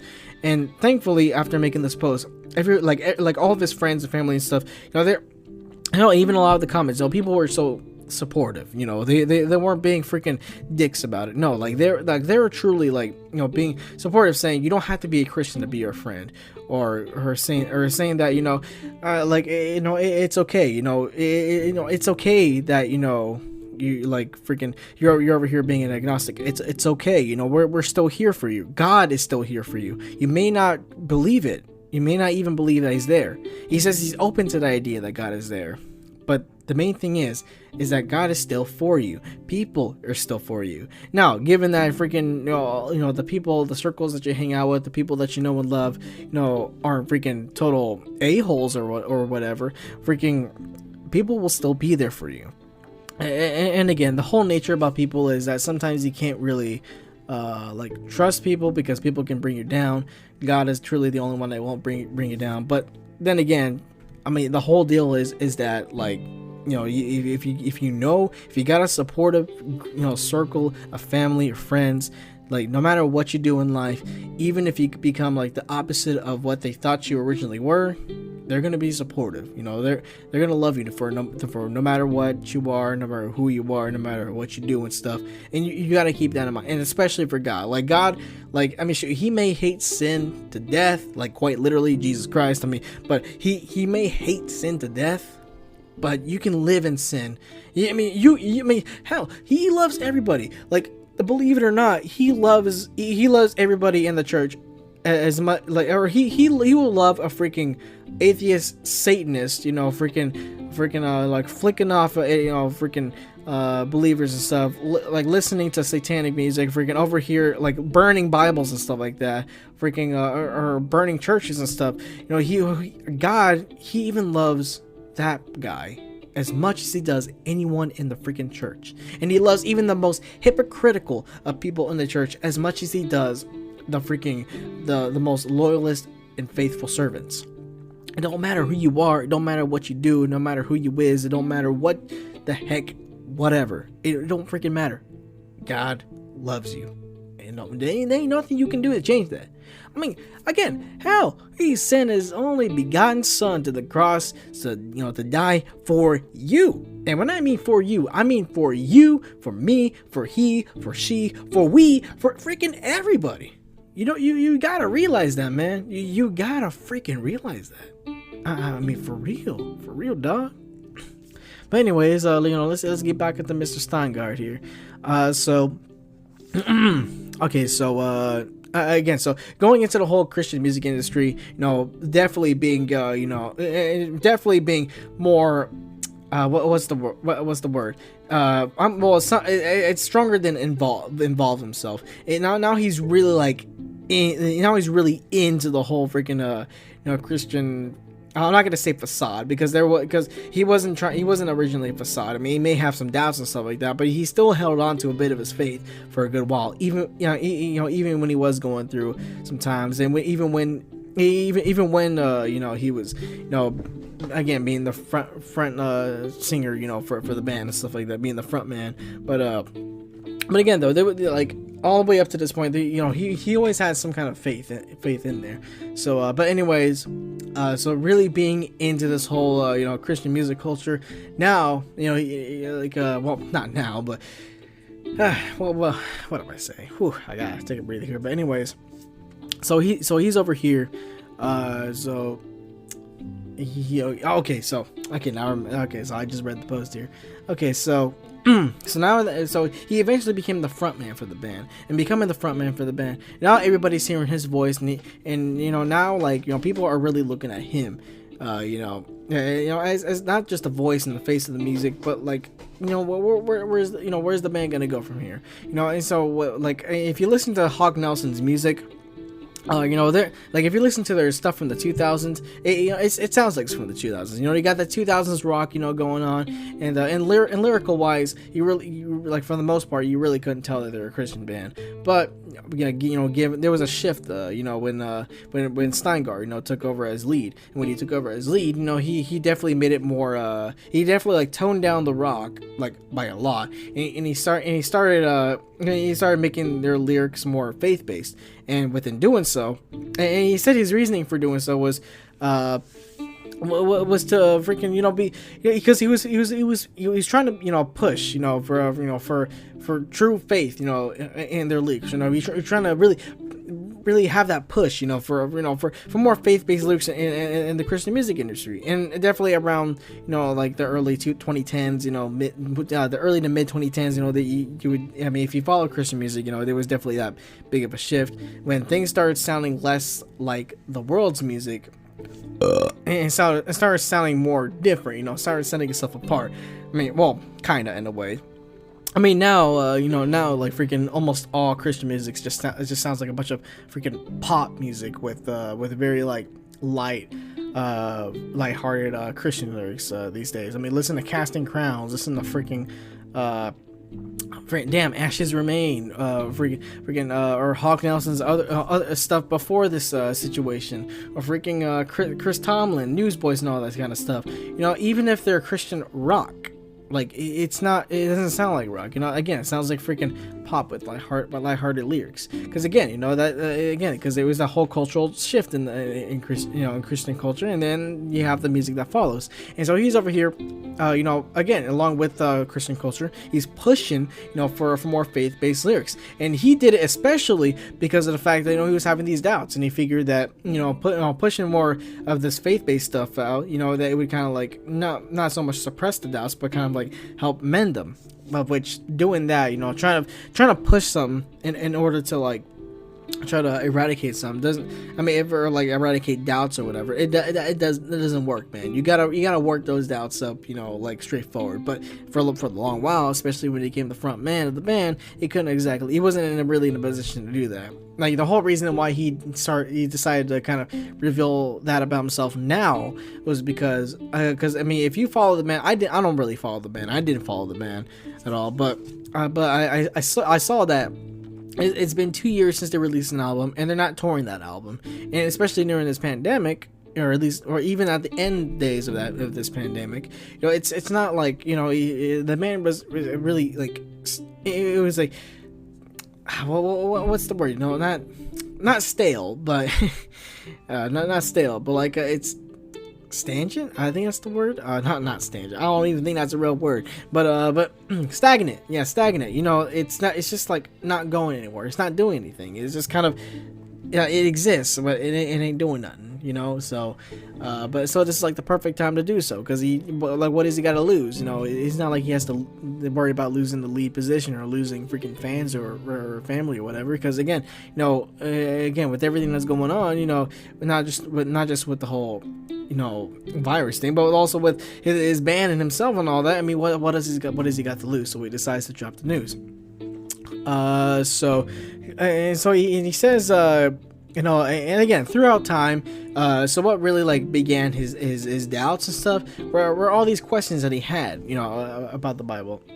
Like, so he asked, if God is all loving and all powerful, why is there evil in the world? And I explained earlier that, and again, everything I say is a response to his questions. I'm not trying, like, in a way I am kind of correcting, but at the same time, I'm just really putting my 2 cents in, and I'm answering these questions based off of my personal experiences, what I learned throughout my years of being a Christian, And again, when I learned stuff, I looked up the word for myself. I looked up different versions. I did internet research. I talked to pastors. I talked to people, and I had like a bunch of deep, freaking meaningful conversations about these topics, and again, these even stuff I applied in my life. I took notes. I started thinking fourth dimensionally about the stuff I was reading, and shoot, it was like almost like I never simply read the Bible. No, like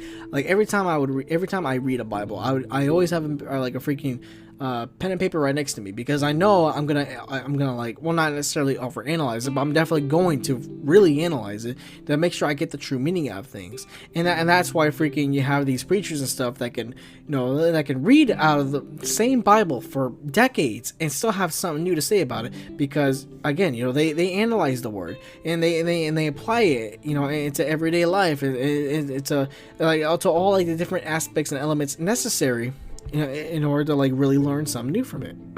And again, you can do the same thing. You don't have to be a preacher or whatever to to do that same thing. You can you do your research. You can do whatever you need to do, and still be able to freaking answer these questions for yourself by doing your own research and stuff, and talking to other people and having deep, meaningful conversations. And not just like with one other person, but with many other people. And again, I've had like I've been a Christian for 7 years, and really only about like 5 of those years only about 5 of those years have I actually like really been trying to learn. And even with going into freaking going to a Christian university, I even learned some more stuff about whatever. So anyways, so he says, if God is all loving and all powerful, why is there evil in the world? Well, again, you have sin, and and sin, if you may know the story, is because Adam and Eve ate out of that apple.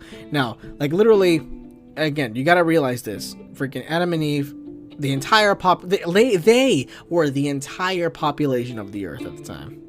And God simply said you can do whatever the hell you want. You can have all the sex so you want. You create all these babies. You can eat from all these trees. It's an all you can eat buffet. You can ride on the horses. You can freaking play with the puppies and kittens and do whatever the hell you want. But I have this one rule, and only this one rule. You cannot eat from this one tree here. Don't eat from this one tree. This is the tree of life. Well, actually, well, 2 trees. One the tree of the tree of life and the tree of knowledge of good and evil. You couldn't eat from any of those. You can eat from anything else. You can do whatever the hell you want. You just can't eat off those 2 trees. That's the only rule he gave them. The only rule. But you know what happened? Freaking Satan came around trying to mess things up. He hacked into the system and installed the virus known as sin. Freaking like the moment freaking Eve ate out of that apple, of knowledge of good and evil, and freaking gave it to Adam, and hope us that they would become smart, they would become like God. It turns out they if anything, they started feeling less like God. They started realizing that they aren't God, and then and the whole point is that they disobeyed, and by disobeying they sinned, and by sinning they are no longer perfect, and God can't accept them. So he closed off the Garden of Eden, and sin not just corrupted themselves, but it corrupted everything in creation. So that's why we got freaking evil in the world, because again, you got freaking sin. And again, and technically, really think about it, eating out of that damn apple, I don't know if it's an apple, but they say it's a forbidden fruit. And and let me go off on a quick tangent here. If you want to know why freaking why did God seemingly set these guys up to fail? Like, why couldn't he just not put the trees there, or why could he just blocked off and barricaded the trees? Why did he just simply tell them not to do it? Well, first of all, I mean, this is before sin existed, so it's not like freaking God was expecting them to freaking, just eat off the tree. Well, then again, God is all-knowing, so he knew that Satan was gonna come as a snake, and freaking mess things up. But the reason why he did what he did, why he set up the trees there, was because again he gave us humans free will, and even at the time when we were just perfect and we were just walking in the presence of the Lord, he wanted us to willingly choose God. And in the world that's so perfect, how do we willingly choose God over our own desires or our own curiosity and stuff? How in the perfect world can we possibly, just choose God? He gave us an option. He gave us an option to not do so. And even though he doesn't want us to choose that option, but by giving us that option, we have the option to sin. And even today, we have the option. We have the option to either follow God or to sin or do whatever or to not. Again, and options, freaking being able to choose, it's truly what makes us human. If you really think about it, I mean, hell, freaking, animals, just kind of go off desire and all that. But can an animal choose to freaking?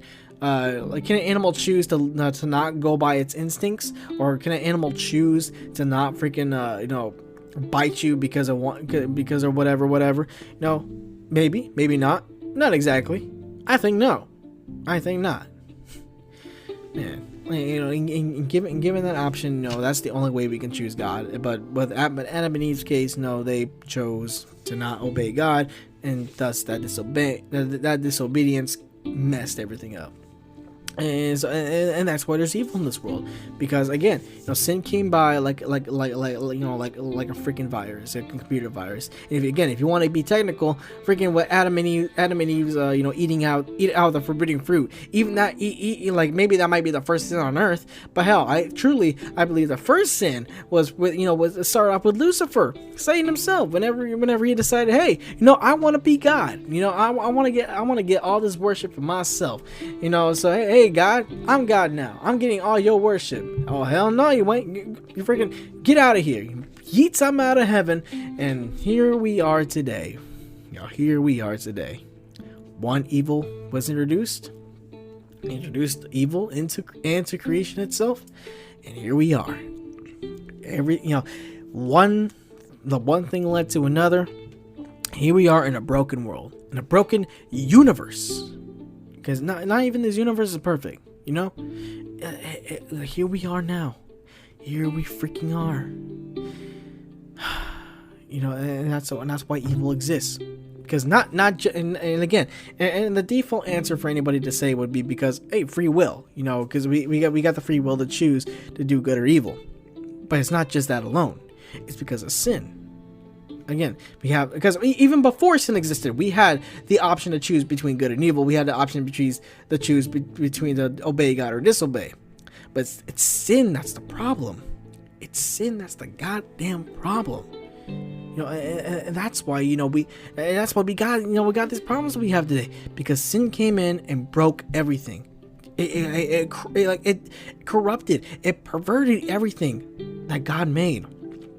And because now everything is not in its perfect image anymore, nothing's the same. Evil can run rampant if it wanted to, like hell.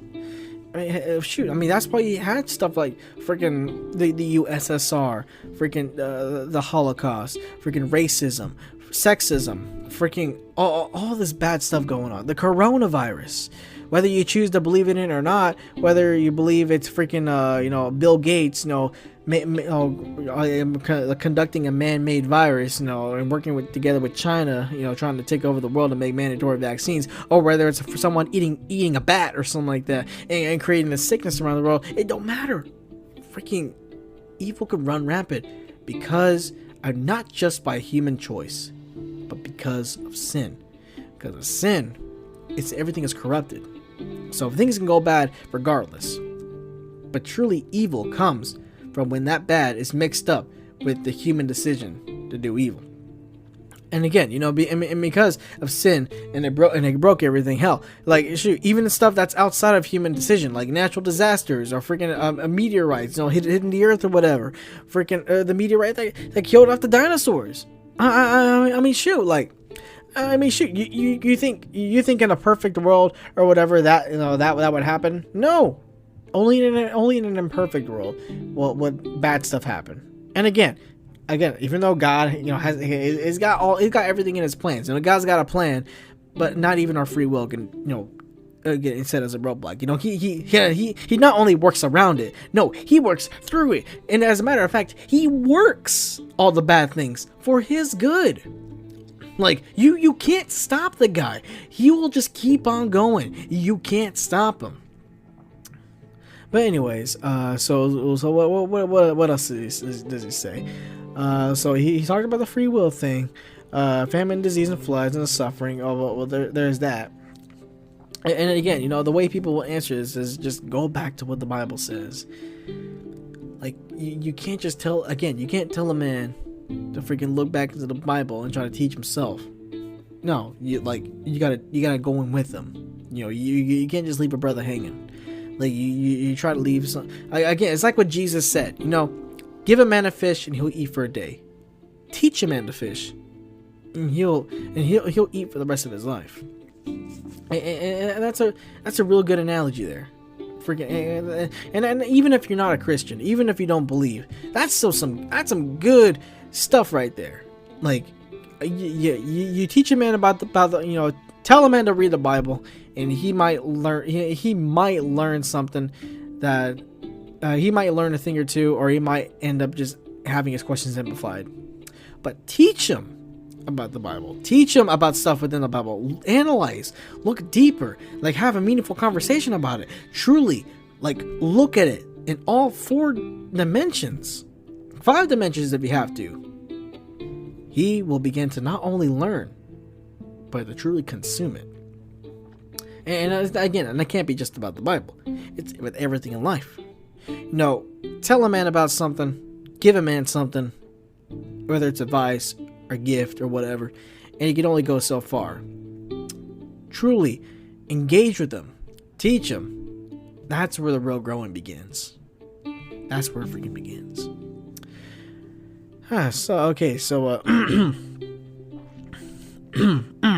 Okay, there we go. Okay, so then he goes off to another argument, which is a very common argument, which is, okay, so why does God seem so pissed off in most of the Old Testament? Then all of a sudden he's a loving father, you know, in the New Testament.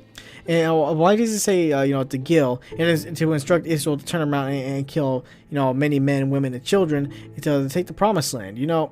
And stuff like that, you know. So let's start off with the whole, you know, being pissed off in the Old Testament and then being loving in the New.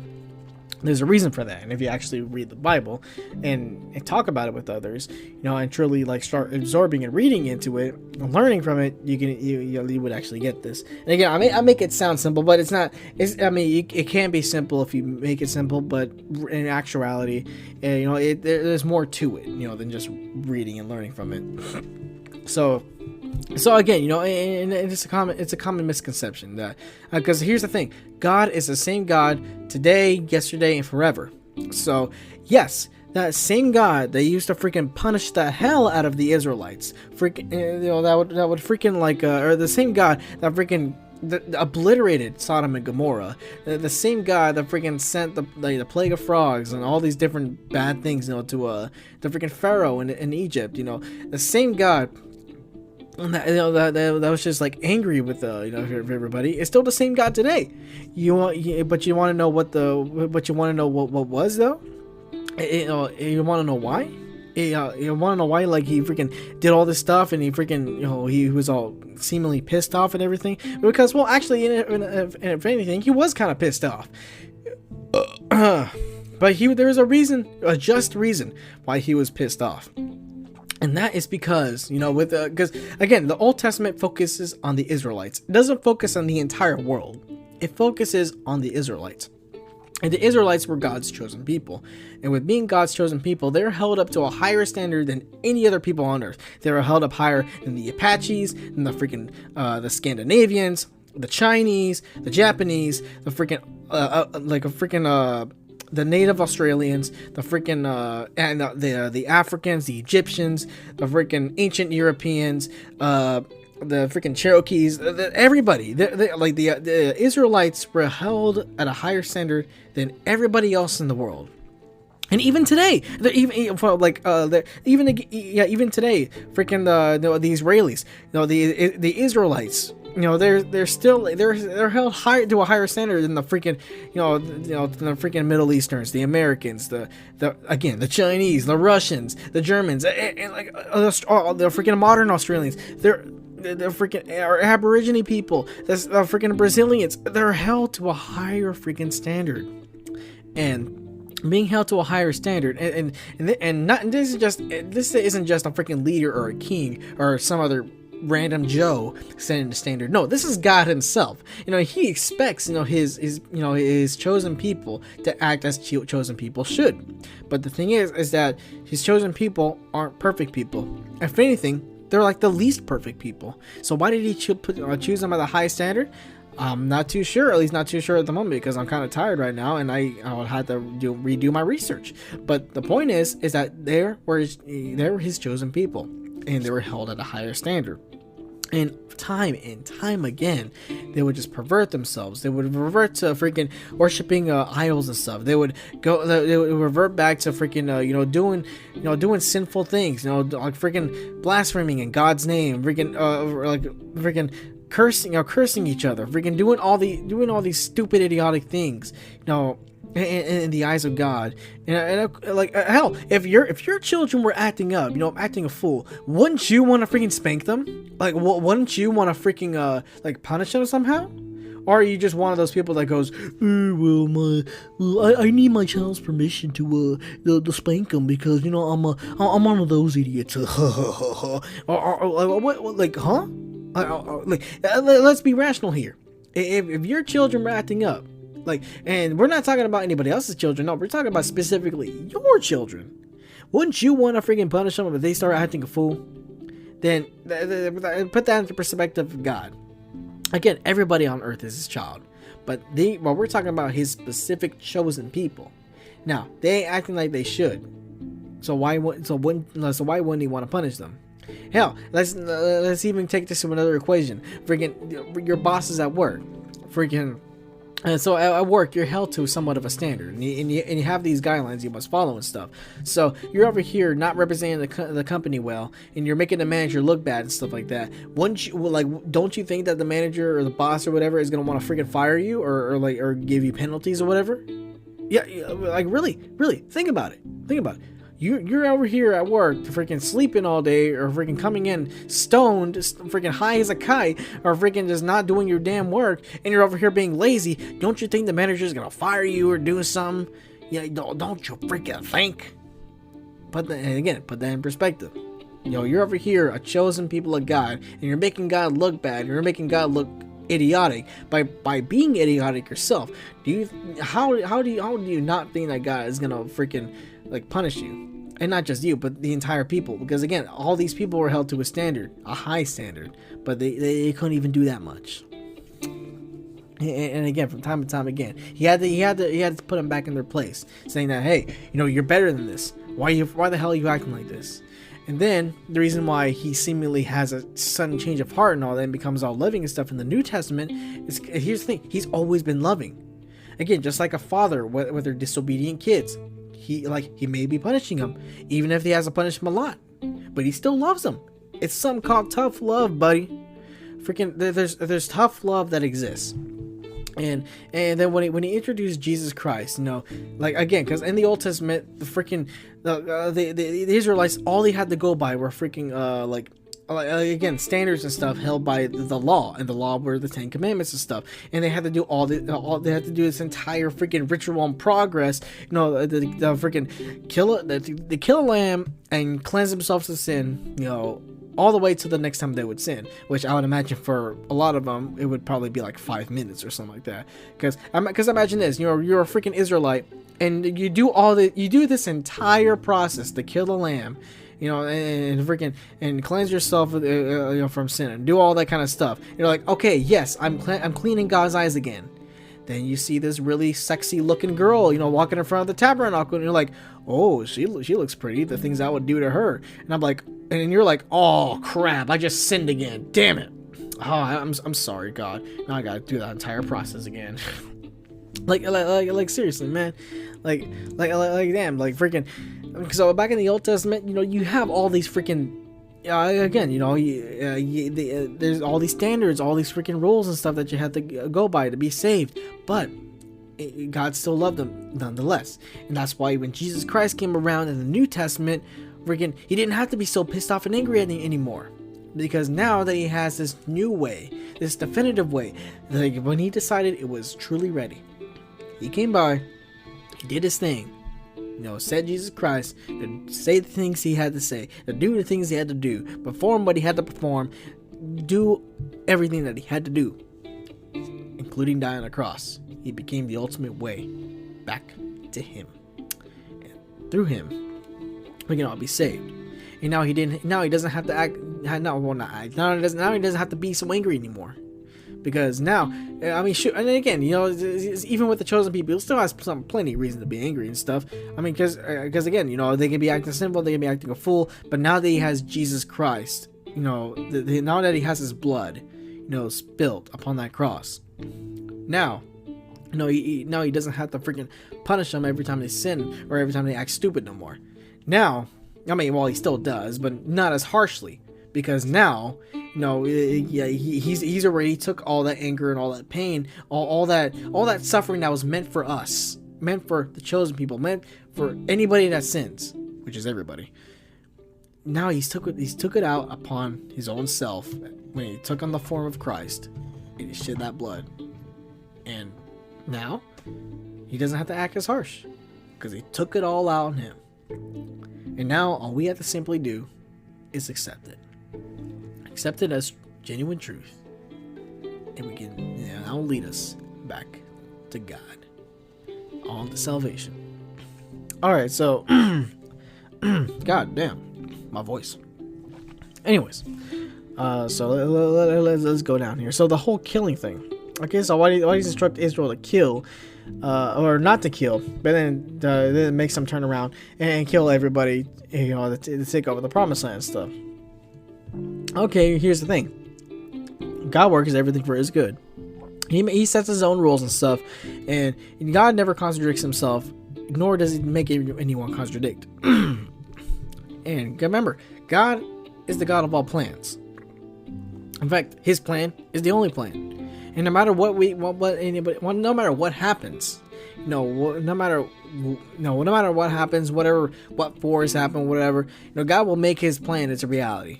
We can try to stop it, but it can't be stopped, man. He's like he's like the Ghetto Boys. No, he can't be stopped. So it was probably, not probably, it was his plan for those people in the Israelites' promised land, to be killed. And you know what? And I don't exactly remember right now, but I'm pretty sure that if I were to go back into the Bible and read that part right now, that freaking the whole part about I think it was the Canaanites. Yes, it was the Canaanites, the descendants of Canaan, the first murderer, the Canaanites that were living in the promised land. Okay, God wanted to punish them. And that was going to be their punishment, for just living in sin and stuff. He was going to cleanse the promised land of them by just having them killed. And this was a just killing. It was a just killing. He wasn't over here just because, again, he says thou shalt not kill, because again, it's not up to us, who lives or dies or whatever, and plus that's just not nice. But if God says to do something, and if God is, he's just, and every decision he makes is just. So if he says go kill the Canaanites, go kill these freaking Canaanites because they're living under a sin, they're living in sin, they're cursing my name and stuff like that. And plus this is also your promised land, so you need to get them out anyways. What do you think he's gonna tell them? Freaking just give them hugs and kisses? No, he's gonna tell them to kill. He's gonna tell his chosen people, you need to kill these. You need to kill these fools. Take your land back. Like, this was your land to begin with, because I said so. You need to take it. It's a part of my plan, and you can't. And there's no turning back now. You got again. These people got to be punished. You got to get your land, and this is a just killing. Man, my voice is just it's hurting right now. But you know what? We're almost done here. We're almost done. Shoot. Okay, so what do we got now? Okay, so here we go. Again, so and then he asks, why did Jesus have to die for our sins? Again, more killing, and do all that kind of stuff. I already explained that earlier. I'm gonna try to shorten things up here because my voice is just hurting like hell. Yeah, I'm starting to sound like a chain smoker. but anyways. Shoot. So, and he says, why did Jesus have to do what he did whenever, we could just simply forgive people? Because his parents always taught him, to forgive people. And yes, we should all forgive, people. But the thing is that, like, that was God's way of forgiving, using Jesus as the sacrificial lamb. Forgave us of our sins. Again, maybe for us people, it's easier. It's just easy. We can easily just say, I forgive you. But we all know this is life. And sometimes just saying I forgive you doesn't exactly cut it.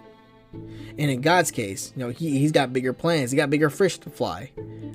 He's got bigger fish to fry. Fish? You know what I'm saying. He's got more important things to take care of. So, whatever. And he even says, why does God let Job suffer horrible things just to win a bet with Satan? Now, I read the book of Job, and I remember taking notes on this. He's not winning a bet with Satan. No. As a matter of fact, the whole story of Job, like Satan says, "Hey God, I bet I can say." Well, he says he bet. Well, he doesn't. I don't think he says he bets, but when I say the word bet in this when I say the word bet in this case, you gotta know it's not because they're wanting to get financial gain or whatever. If anything, they are trying to prove something. And so Satan's over here telling God, hey, see that guy Job? I bet I can make him turn away from you, make him curse your name and stuff like that, because I'm gonna do all these horrible things. And God's like, I'm gonna prove to you that my child will remain my child because he's just that damn faithful. You can try all you want, but you're gonna fail. Go ahead and do it. Do your worst. And so so Satan does all this bad stuff to Job, and you read the book. It's all really terrible, and by the end, let's say, in halfway through this book, you're gonna question why the hell is Job still like a faithful servant of Christ or God? Why the hell, how is he not like freaking? How is he not freaking cursed God's name yet? And shoot, even his freaking wife before she gets freaking mauled to death, even his freaking wife says, like, how can you possibly be still, accepting God and stuff like that? But shoot, the whole purpose of the book was to show that Job, that even through the harshest of times, that you can be a faithful servant of God. And there's a reason for everything. The Lord giveth, the Lord taketh. That's where that line comes from. And no matter what, Satan can't win. He can't win unless you make him win. And that's the damn thing. And again, God's not trying to win a bet with Satan. He's trying to prove something. Yeah. Shoot. Again, they're both trying to prove something. And you know what? Satan tried to win a battle that he just simply can't win. He brought his fist to a freaking, not a pistol war, not a knife war. No, Satan brought his fist to a freaking nuke war. And not just any nuke war, a freaking intergalactic nuke war, where freaking aliens are just dropping nukes on the freaking Earth, and not just any normal nukes, but they're freaking like ginormous freaking alien technology kind of nukes that would just eradicate the entire planet in one hit, like a Death Star. But anyways, that was just my crazy little analogy or whatever. But anyways, let's see. So what else did you say? I don't think that made my throw any better. But anyways, so let's get on to what what he said later here. So he says, okay, so he was asking about a verse in First Timothy where that seems to be really oppressive to women. And in any case, that women shouldn't be in church leadership and shouldn't teach men and oh yeah. And men, they shouldn't wear. Oh yeah, okay. So I'm reading it wrong. So in First Timothy, he says, and it actually does say this in First Timothy that the women aren't allowed to the lead in the church. There's like in God's eyes, they're there's no such thing as a woman pastor. I mean, you can have the position and the title, but in God's eyes, you are not. And he says it's really oppressive to women, and that they shouldn't wear their hair in braids, and and stuff like that. And so here's the thing, and it goes beyond just the book of Timothy. Like and the book of Timothy is one of the many books in the New Testament written by Apostle Paul. And with Apostle Paul, he traveled all over the Mediterranean, teaching people about the word of Christ, about the good news of God, and telling people about what God, what God says, about His church and stuff. And I'm not gonna discuss it here in full in this podcast, because again, my throat's feeling kind of sore, and I'm gonna try to kind of wrap things up here. But anyway, so he says that as on First Timothy, he says that women are allowed to be in leadership, and not just in the church. It's also implied that I think he also later says that women shouldn't be in leadership at all. Like a woman shouldn't be over a man. And the reason why he says that is not to be oppressive to women, like not purposely just to try to put women in their place and stuff like that. God's not trying to say, hey, this is a man's world. You gotta freaking bow down to your male overlords or something like that. No, because what God did was that he made man and woman, but he made man first.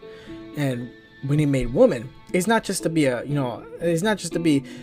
freaking spiritual and sexual partner to a man, but plus, and this is he also explains in the first marriage, and the first marriage was with Adam and Eve, and the whole deal was that so he made Adam first, so Adam, he's the leader. And using in Adam's example, God says the man, should always be the leader of the household. He should always be the man should always should always be wearing the pants in the relationship. And then you got he made women, and he made women out of the freaking Adam's rib, not from his foot to be stomped upon, not from his head, to be to freaking rule over him. No, he made women out of the rib of man. To be equal. Yes, equal. Yes, equal as a human being, equal as and just being treated and stuff. You like really okay. You should, like if you think you should just look down on women just because they're women, or thinking that they're no better, or thinking that they're worse, or that you're better than them just because you're a man or something like that, then you're a freaking idiot. I'm like what the hell, man? Like I should beat you up right now, but I can't because I gotta go to bed here soon. So, anyways, so the thing is that so God says, and using the first marriage as an example, that like the woman should always be submissive to the man, because the man is the leader of the household. He's wearing the pants. He's got to lead. And God has a system. God is the leader of everything, and man, follows God's lead, and the woman should follow closely behind. It's not supposed to be a hierarchy. It's not supposed to be freaking a display of being. I mean, it is a display of, kind of a display of being dominant, but again, that's how males are. But it's supposed to be a display of leadership. Again, God leads the man, leads the lady, and the lady and the man both lead the children, and so on and so forth. I mean, that's the way God intended it to be. And even going beyond marriage, God says that in the church and beyond, the man, should be the leader of these things. And if he doesn't want the woman to be teaching and to be leading or having any position over a man, because it's not a woman's place to be a leader over a man. Again, like men were freaking created to be leaders, and women, they were made to be supporters.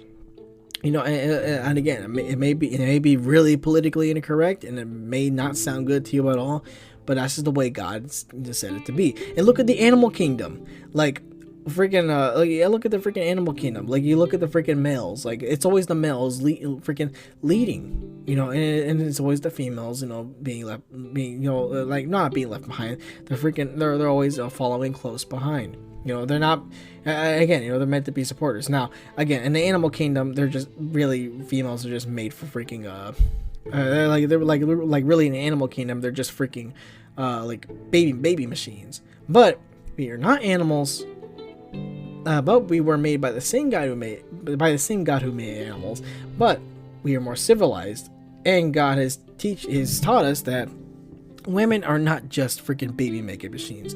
They're not just freaking you know, they're not just wives. You know, they're not just freaking supporters and all that. They're also people equal to men. But God says that, you know, man should always be the leader. Because that's what he, because again, you know, we're like, as men, we're made to be leaders, women were made to be supporters. Again, and they work together. They work together to form sustainable, functioning, stable relationships. And with these relationships, again, it's one part cannot work without the other. Like, one must lead, one must support. And even God says later on that, like, you know, again, the freaking the woman submits to the husband respects the wife, you know, and so God's telling us that, yes, you know, he appoints men to be leaders of women, but that doesn't mean to not respect women. Like, I mean, again, you know, and again, and he says, shoot, even when the freaking first sin happened, he told Eve, yes, like, starting with you, women are gonna want to freaking reign over their husbands, but that's not the way it should be. Again, there's all kinds of sin, there's all kinds of whatever, but I mean, that's how, like, one of the first ones pointed out, you know, that no female dominance. No female leadership, you know, and that's what you know, and that's what God says. Now, I'm not saying that all freaking women in management and all, like, these businesses and stuff is step down right now. I'm not saying that, you know, freaking. No, I'm not. I'm just saying that, you know, that's what God said. That's what the Bible teaches, and shoot, and that's just about it, you know, and. You know, and again, you know, that's the way. That's what God wants. Now, he doesn't say he doesn't say specifically why he says he wants it to be like that. But then again, you read on in the Word, and it kind of explains itself. So there's that. So what else do we got here? Again, I'm not gonna try to sugarcoat it or anything like that, because I just simply can't. Like, it's just freaking. Yeah, it's just what the Bible says, and the Bible isn't always freaking sugary sweet. You know, it's got some bitter in there too, but it's all equally healthy. But anyways, shoot. So he's over here. So that's like one of the last things he asked about, and the other things I kind of already explained within this segment. So, okay, so. So that was about it. So he's always asking himself, you know, what now? You know, what, like, you know, what how, like, what do I do? You know, now that he's finally open with this. You know, he says that, you know, he and his wife, you know, they're not exactly, you know, they weren't exactly, like, pumped up about church or anything like that, and they, as a matter of fact, they kind of dreaded it, and. You know, and they weren't all ecstatic either to read their Bibles or whatever and stuff like that. And again, not everybody, especially not all Christians, are going to be like that. But they kind of figure that, you know, their lack of enthusiasm for that kind of stuff automatically means that, you know, they're, like, freaking non-believers this entire time. Which, if they want to think that, they can go ahead and think that. But again, I know many Christians, even myself, you know, we're not exactly all enthusiastic about church and stuff like that. But again, it's not like we don't do it. It's not like we don't believe or whatever. And I totally forgot what I was gonna say. But yeah, but, like, you know, just not wanting to do those things doesn't make you a non-believer or whatever. I mean, we all, like, there's some of us that don't like to read, so even reading the Bible is gonna feel like a chore and all that. And he says, like, it always feels like an obligation. And yes, God tells us, you know, we must read our words every day, and that we must pray and stuff, all that kind of stuff every day. But remember, Like in your heart, it may feel like an obligation, and God words it as if it's not an obligation, it kind of is. But God wants us to do all this stuff based off of our free will. He wants us to choose to do that. He isn't forcing us to do anything. No, if anything, your mind is forcing you to think through certain things. And again, that's what God says, we have to do that stuff, but we're not being forced to do anything. So again, we shouldn't do things out of obligation, because if God wants us to do things in love, then how is obligating us to forcing us to do things out of love? How are we supposed to do anything? How are we supposed to praise God out of love if we're just freaking singing these songs at church and stuff like that because I'm at church and that's what I have to do?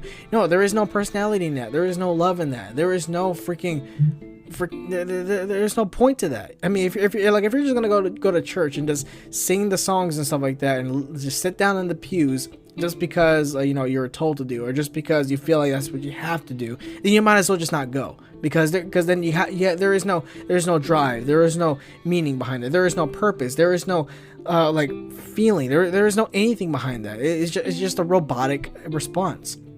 You're better off just not doing any of that stuff at all, if that's how you're gonna be. There's just being bluntly honest here. But God wants us to do stuff out of love, out of freaking our own free will. So again, you may feel obligated to do that stuff, but remember, you're not.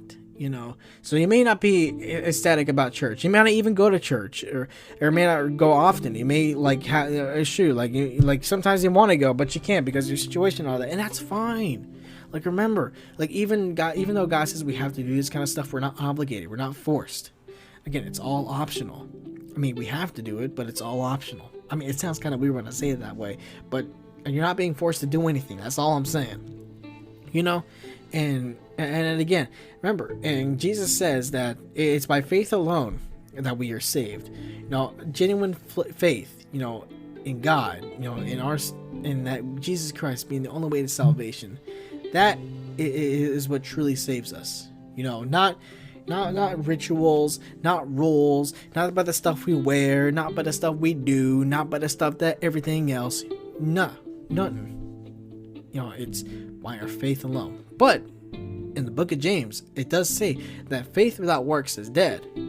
And it could even go the other way. Work without faith is meaningless.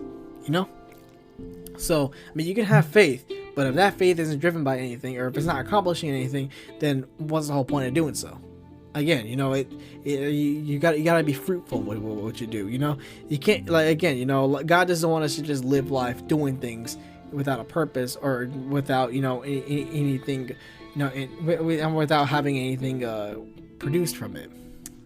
And that's just how things be. That's how He wants it to be. And I don't know. I can't exactly end that sentence well. And you're probably hearing my freaking phone go off in the background here because I got it at my desk and it's vibrating. Because it's 7:25 in the morning and my friends are for some reason waking up, even though they're out of school. But anyways, so that was the end of my podcast here. Whew, my voice is killing me.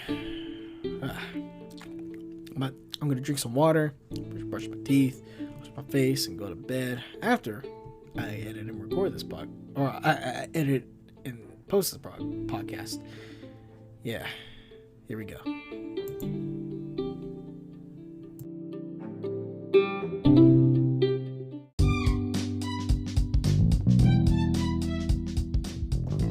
Yeah, so there was the end of that. Shoot, my voice is still recovering, and actually, between the time we recorded that and recorded this, it's been like 15, 20 minutes ish, and my freaking voice is still sore as hell. But I'm about to go to bed here and not talk for like 4 or 5 hours. So, okay, so here we go. Anyways, so hey, this far, thank you for listening. Thank you for just like, I don't know, so let's just stick it to it. If you listen to the entire thing, hey, I thank you. Hopefully, you might have like learned something, or at least, just, I don't know. I didn't really make it to entertain, but if it entertained you, hey, I mean, hey, awesome, I did something today. Yay. But anyways, if you learned something, great. If you didn't, well, I was just putting in my 2 cents anyway, so it's not like I really lost anything. Anyways, shoot, I don't know what to say, so I'm just gonna say, hey, this is your boy El Ciago, Three and Thoughts, signing off. Have you a good one.